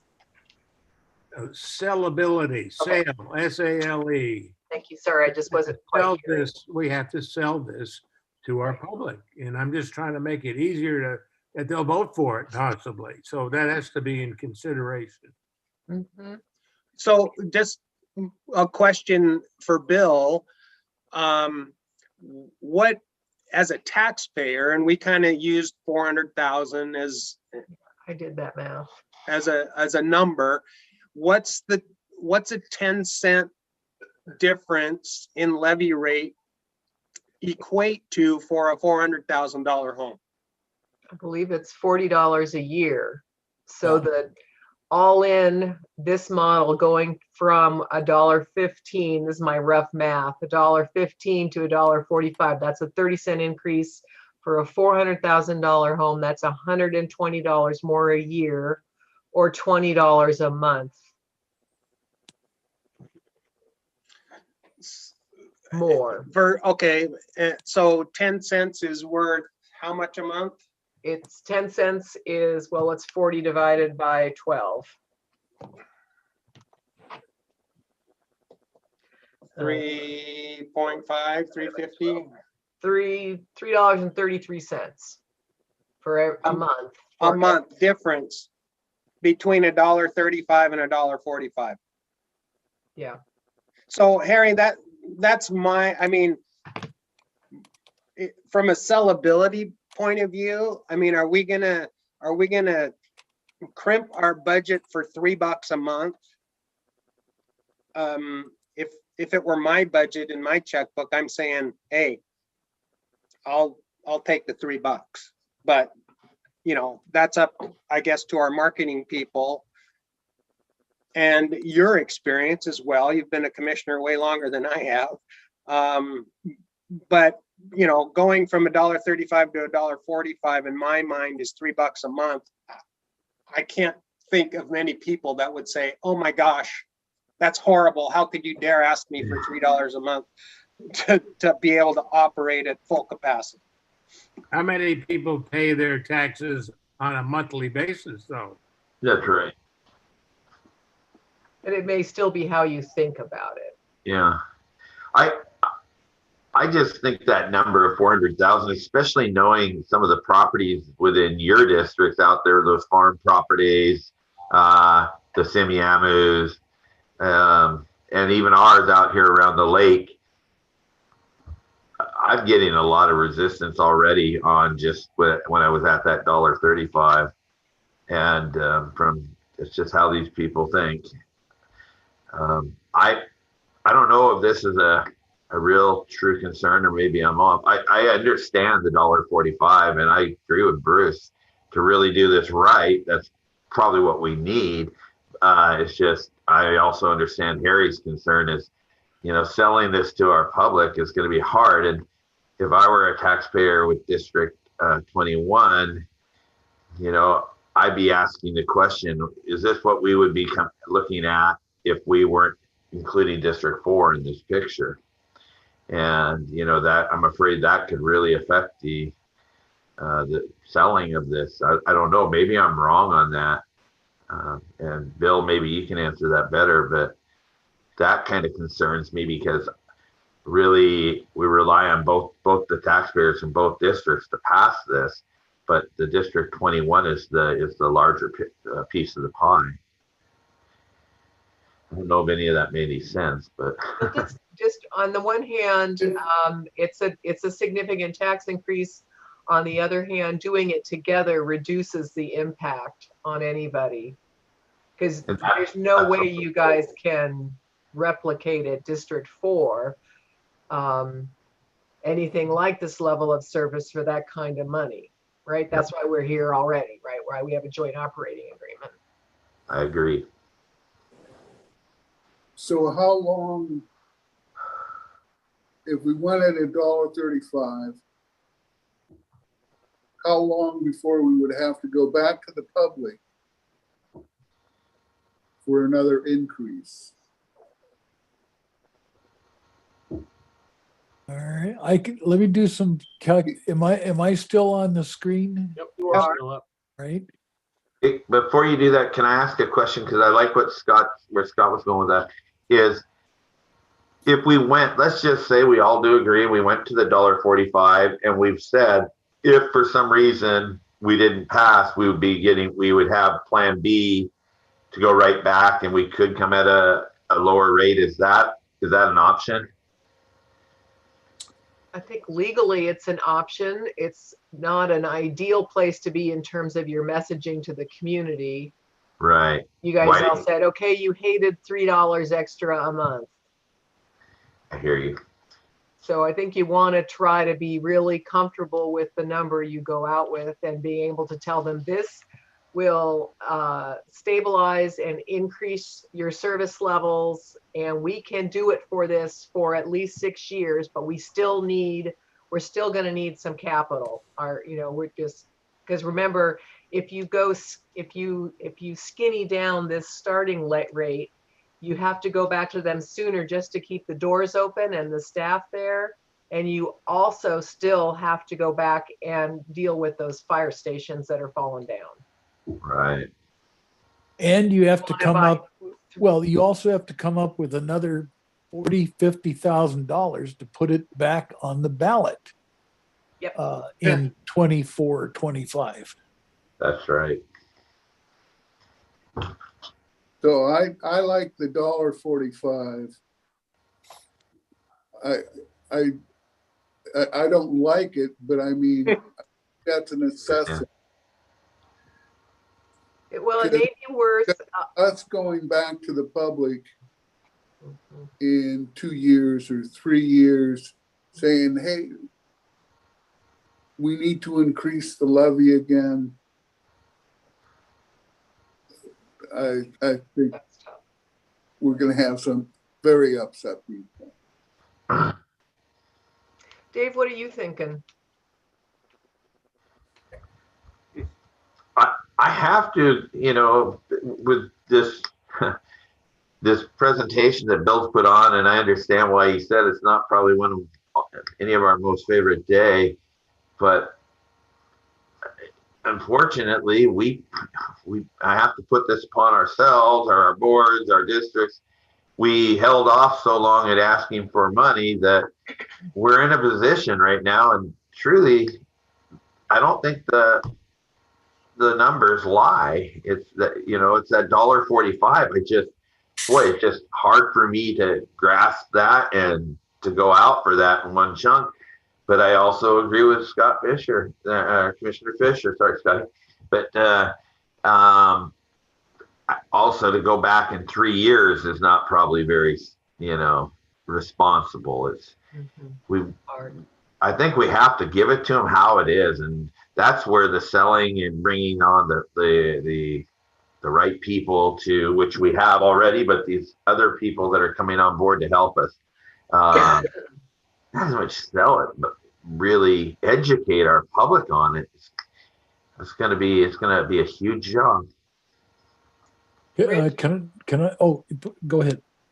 I wanted to hear what Rich Yeah. has to say about this, and then we'll go back. Yeah, I'm sorry I Yeah. coming in late on the conversation, but this topic, I don't need a whole lot of background on it because we've been here before. And I am not sure that the actual amount of the raise is as important in people's mind as the fact that we're asking for an increased amount. And so I think that the $1.45 is reasonable. And I think we just have to be honest with them that if we can't do this, we can't get this little raise, we'll have to go to plan B, and we don't know what that is yet. And it's probably going to be another request for money. Maybe instead of 3, it's going to be 2.5. Well, you know, the reality of the situation is we need more money to provide the same level of service. And this allows us to not only do that, but it allows us to help 2 districts do this and combine as one, so that hopefully we don't have to come back as often to do it. I think we have to be honest. I don't know what a plan B would be. I really don't. Anybody want to follow up on where we are now with this discussion, or Bill's got some more detail on levy rate stuff for us? Karen, could I weigh in? Yeah, please, Heather. So gentlemen, you certainly have a conundrum before you. Your districts, as you've described them, I mean, nobody loves taxes, but it sounds like yours might hate them more than your average Joe, and more power to them. I want to support what Rich said. You guys have a big ask, and it truly doesn't matter if it's $1.36 or $1.38 or $1.45. It's the ask, not the amount. And that's where you guys being fully invested in whatever your final decision is going to be really important.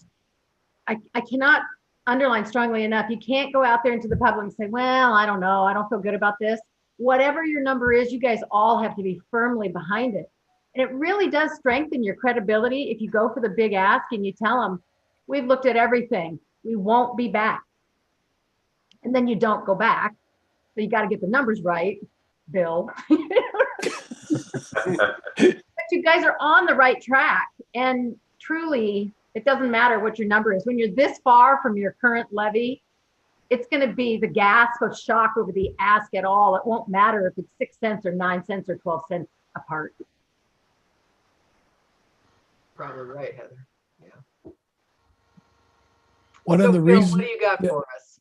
well, I'm just going to make the comment. One of the reasons District 1 went back every 2 years, because they only had to raise it a nickel or 6 cents Right. each time, rather than, what are we talking, 35 cents? 30.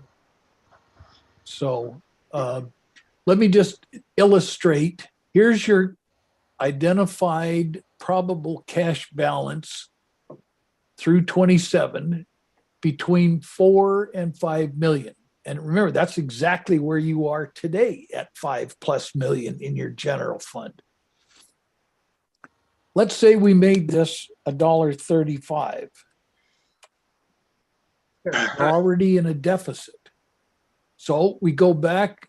When would you like to see a levy lid lift election? 24, 25, somewhere in there? Probably 25. I just can't see. What would you like to put on the ballot? You go to above 50. 150. There you go.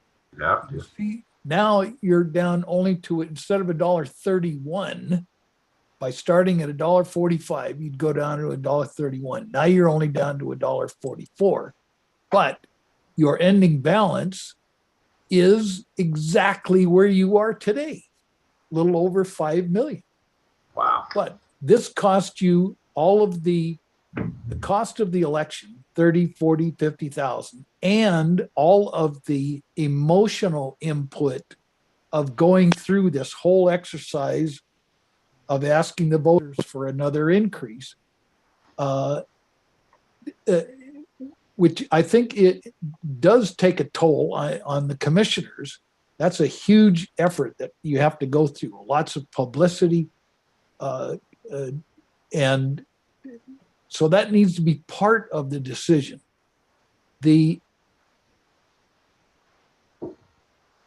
Now, please, Chief, do not blame me for what I'm about to do. I'm just illustrating. We're going to have to let the PIO decision go by the wayside. That's barely Temporarily. Where were we? Property tax. There we go. All right, now you've got 5.8 million. So 1.45. Again, you're right back in the same ballpark where you were before. But you've had to run another election. Yes. So again, the purpose of this is to illustrate the ability of this model to provide you with hopefully instantaneous feedback and to encourage you to ask alternative questions. Should we do this? Should we do that? Can we try something else? I will do everything I can to accommodate your immediate request and give you immediate feedback. So I will take that out. Let's see. So the question sort of becomes what, I mean, we don't need to decide anything today. That wasn't the plan, but are there, we'll come back and talk about this again at our next meeting and see if if you know right now, are there scenarios you would, or targets you would like Bill to try to solve for, and what does that mean operationally? He can do that for you. But I think we can just, at a minimum, we're about a minute from being done with our time here today. We've gotten a big download. You can sort of see where we end up if we do everything that came out of the workshop and in one fell swoop in terms of an operating levy, and hold off on the assumption that we would do a capital levy at some point in the latter half of the next 7 years. So if you, I think, just sort of ponder this in the next week.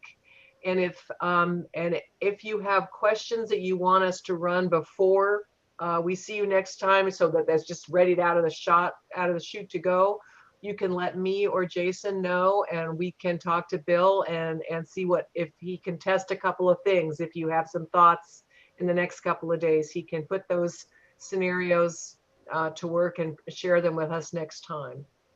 So we've gotten through exactly what, actually a little more than I had hoped we'd get through today. So I'm really happy that we've, gotten through this download and discussion.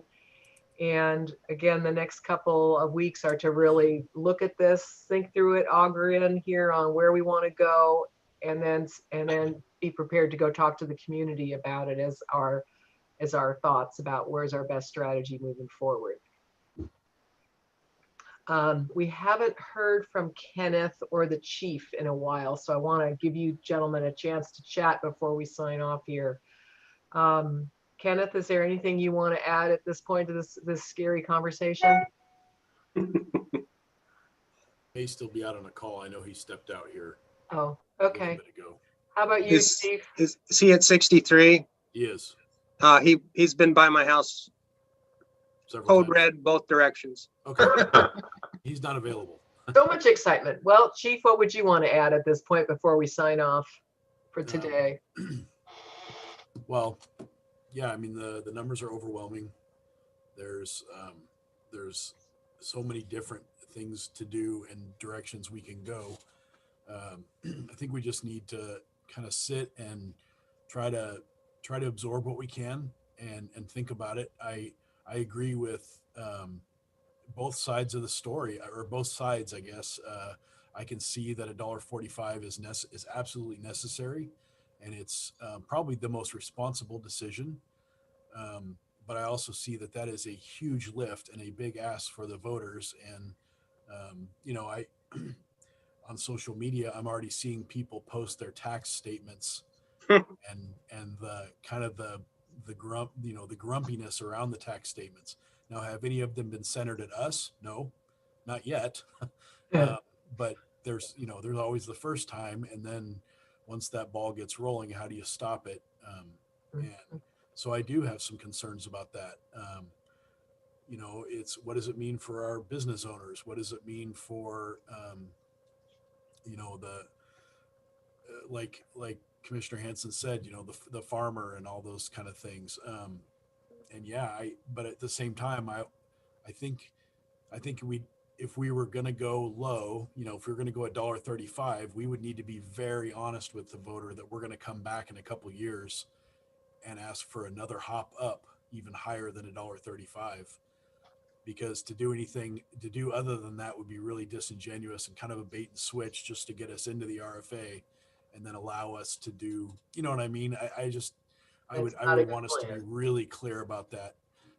And we also need to remember that that's on top of a big bond, right? At least a $6.5 million bond as we kind of outlaid today, but we've also used that $10 million number. And, you know, without any studies or drawings or anything like that, is 6.5 a safe number, or is it, I mean, 6.5 is a number that was come up with basically in 2016, right? When that capital facilities plan was done. So, Yep, yeah, that's a it's little just, light. there's a lot of numbers and I need some time to think about it, but it's, Mr. Cushman, thank you so much. I actually wish that it would be neat if all of our employees and actually all of our public was engaged enough to want to see something like that and had the time to understand it. It's pretty incredible when you look at how it all works together. Can I just leave with a couple of thoughts? So I think, you know, Dave brought up the fact that is 400,000 a reasonable number? Do we, I know we can call the county and get that number.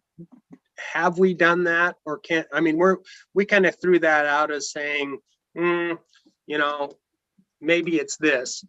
Can we get that hard fact, what the average house value or property value is in our service area? We did ask them for that, and what they sent us was the most ginormous spreadsheet I've ever seen. Every single property value in both districts, and all, you know what I mean? So it wasn't parsed out by homes. It was schools and Parcels. banks and undeveloped land. It was every single property parcel in our district and what its value was. Was there So- anything in the coding, Jason, that would let us know what was a single family residential? I have not seen the spreadsheet. It wasn't. I'll go back and find it, and maybe you or Mr. Cushman can.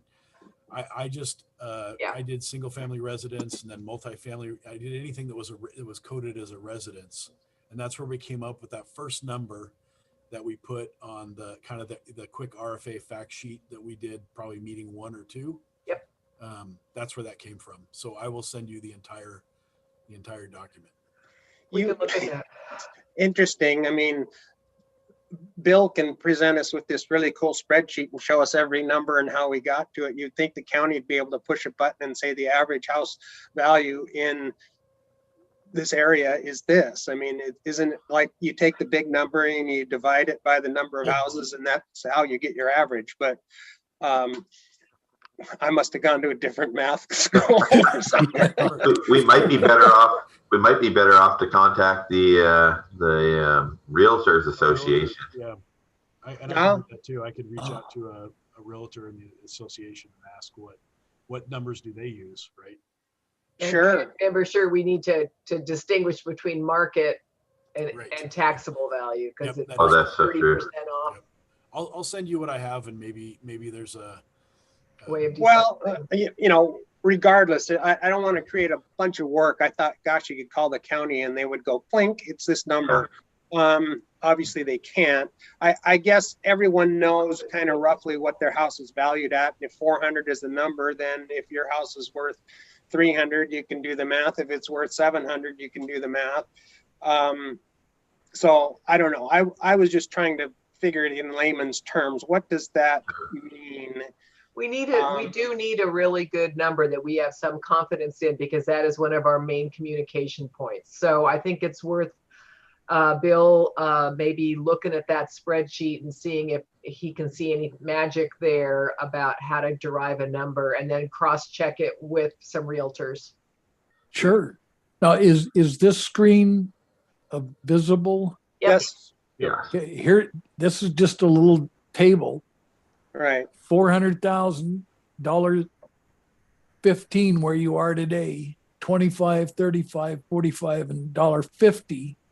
There's your annual taxes. There's your monthly taxes. So the spread is $38 where you are today would go to $50, $12 increase per month if you went to $1.50.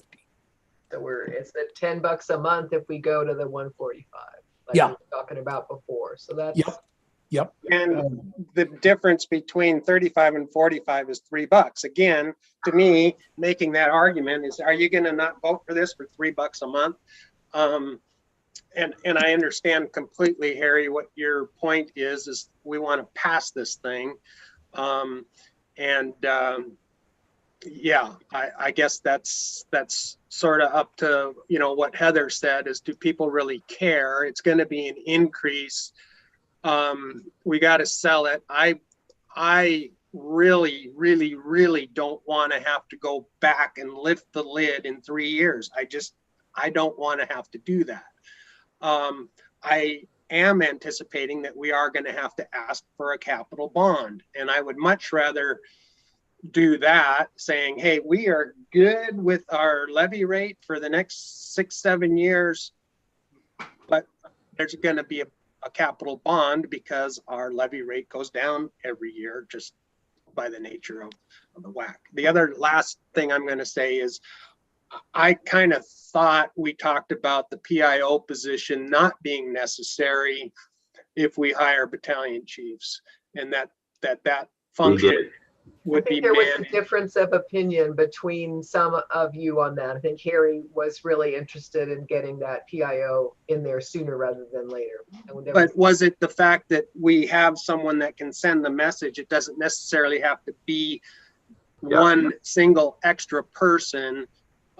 If we have the BCs who carry that message for us.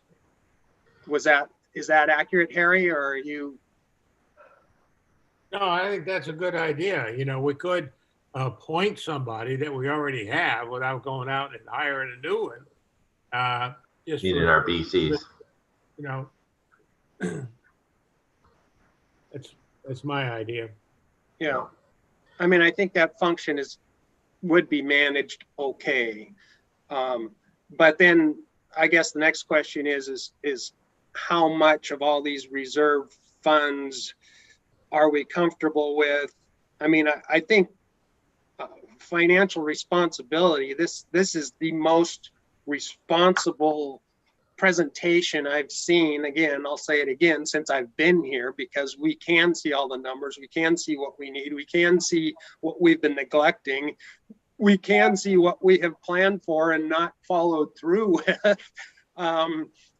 And I'm not faulting anyone. It's just that we've always been given a balanced budget and everybody thinks everything's okay. But we sort of kind of let things fall apart a little bit, and didn't maybe address the fact that our levy rates just continually get eroded year after year after year. And everybody in this business has to lift that lid or we get stuck where we are today. Yep. Can we get Bill's spreadsheets sent to us so that, I mean, we didn't get It that in won't our be packet. movable, but he can send you something that, I don't think he likes to send out something you can mess with, but he. No. Yeah, he can No, certainly if- send you some hard copies of what we were looking at today. If we could Yeah. get the $1.45 Scenario. model, because that had, and maybe take the PIO out, but that's up to you guys. Really a moot amount. Just send out the $1.45 so we can see all the reserve funds and see how those were funded and how much and how it plays out. And then I think then we can have a discussion about, okay, this is where we would like to be. If you want to be less, what are we going to cut out?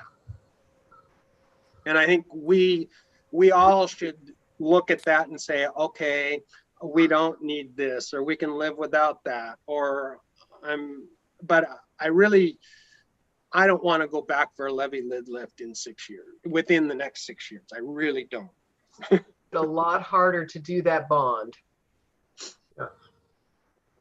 Karen, I'd heard you say something a little bit back, and I think that was a good point. I wasn't really looking at the verses of somebody thinks their home's worth or appraised value of 400,000 is not necessarily the tax. It isn't the assessed tax value.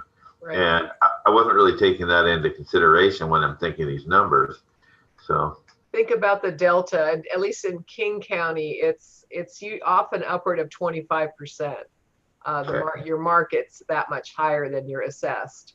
I sort of usually just whack off 30% for assessed value versus market. Yeah. Okay, right. So Bruce, you want to take us out of here, and we will reconnoiter next week, and we'll get you that spreadsheet from Bill here soon with the 145 model, so you can scan all the various bits and pieces. So we're on the 23rd is our next meeting. So exactly 2 weeks from today. Okay. And we get this stuff. I would ask that everyone look at it, sharpen your pencils, think about what we can and can't sell. And I don't know if Heather, if you could supply a one-page thoughts on this marketing scheme of kind of what you said of, is $1.35 versus $1.45. What's your experience with sort of voter support in something like this? I kind of heard you say it really doesn't matter. An increase is an increase. And they're gonna, if you justify it, right, and say, look, this is the reality. This is the cost of doing business, and we're all behind it. Sincerely, and I mean, Harry, I'm not going to pick on you, but I think you have a very valid points, and if we can't sell you, then we're in trouble. So I appreciate your view on this and your comments on this, because we all have to be on board with this. If we have naysayers in this group, we're in trouble.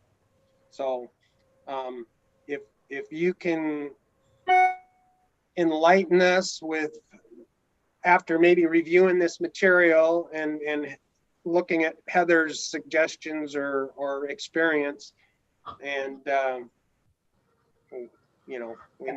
we need to come up with a. I'm just really afraid.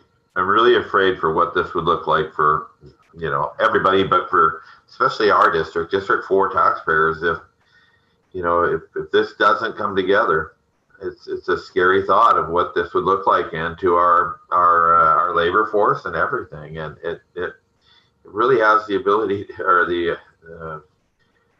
it can affect a lot of lives. And boy, this is Bill. I thank you for this presentation today. I really, in many ways, wished I hadn't heard it for the rest of the 2 weeks, but we had to. And I'm going to agree with Commissioner Ansel. This is probably the most eye-opening presentation I've ever seen in my entire 30 years in the county fire service. So, all right. Much, I guess. Yeah, thanks, but no thanks. Yeah. All right, so we have accomplished a lot. We've been here for a little over 2 hours. I'm sure everybody needs a break. Thank you for your participation. I look forward to everyone reviewing that material and hearing your comments on the 23rd. Just an FYI, I am meeting with 21's labor group with the chief on the 15th, and maybe just get a sense for where they are and what they think, and getting up to speed. And I can maybe I'll definitely report back on the 23rd sort of what their thoughts are. There's been a couple of new people step into leadership roles in the local, and I'm curious to hear what they have to say, because we're going to need their support when it comes to going out and pounding the streets for this project. So does anyone else have anything to say? I've been rambling on. It's been great. That's Yeah. All right, so I'm going to go ahead and ask for a motion to adjourn the meeting at 12:17 p.m. So moved. Second. All in favor? All right. The meeting is adjourned. Thank you, everyone. Thank Thank you. You still there, What's that? Andrews? Yep, he's still there. I'm going to go ahead and I think we'll add this to our agenda for discussion for Thursday. I'll have Chris add that to or JC can probably hear me. So I think we need to definitely be on this right away. I'll get to the recording as soon as it uploads. Yeah, and Jenny, if you would put that under, well, I think we have a standing RFA discussion anyway, so She said it's already on there. of course. All right, thank you, everyone. Thank you. Thank you.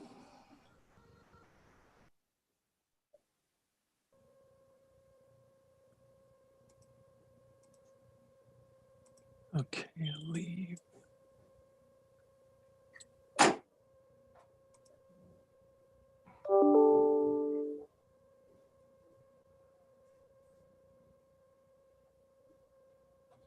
Oh no. Where did this thing record? Oh, it did. But I bet it didn't record on my hard drive.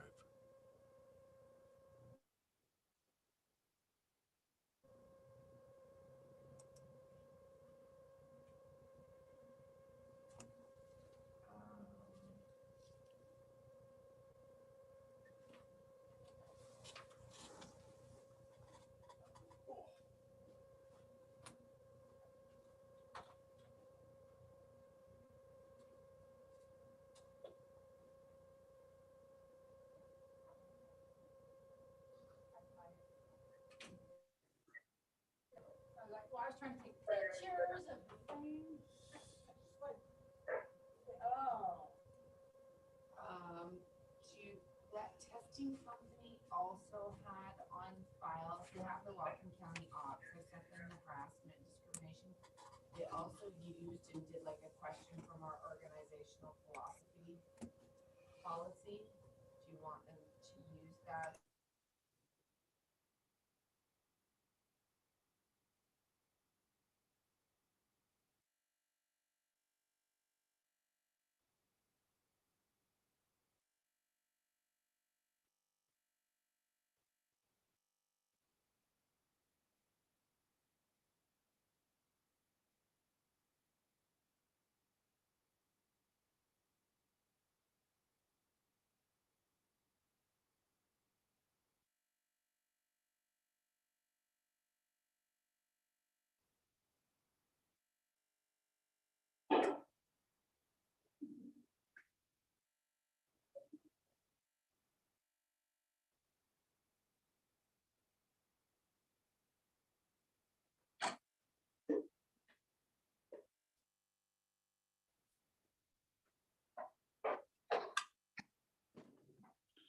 Ouch.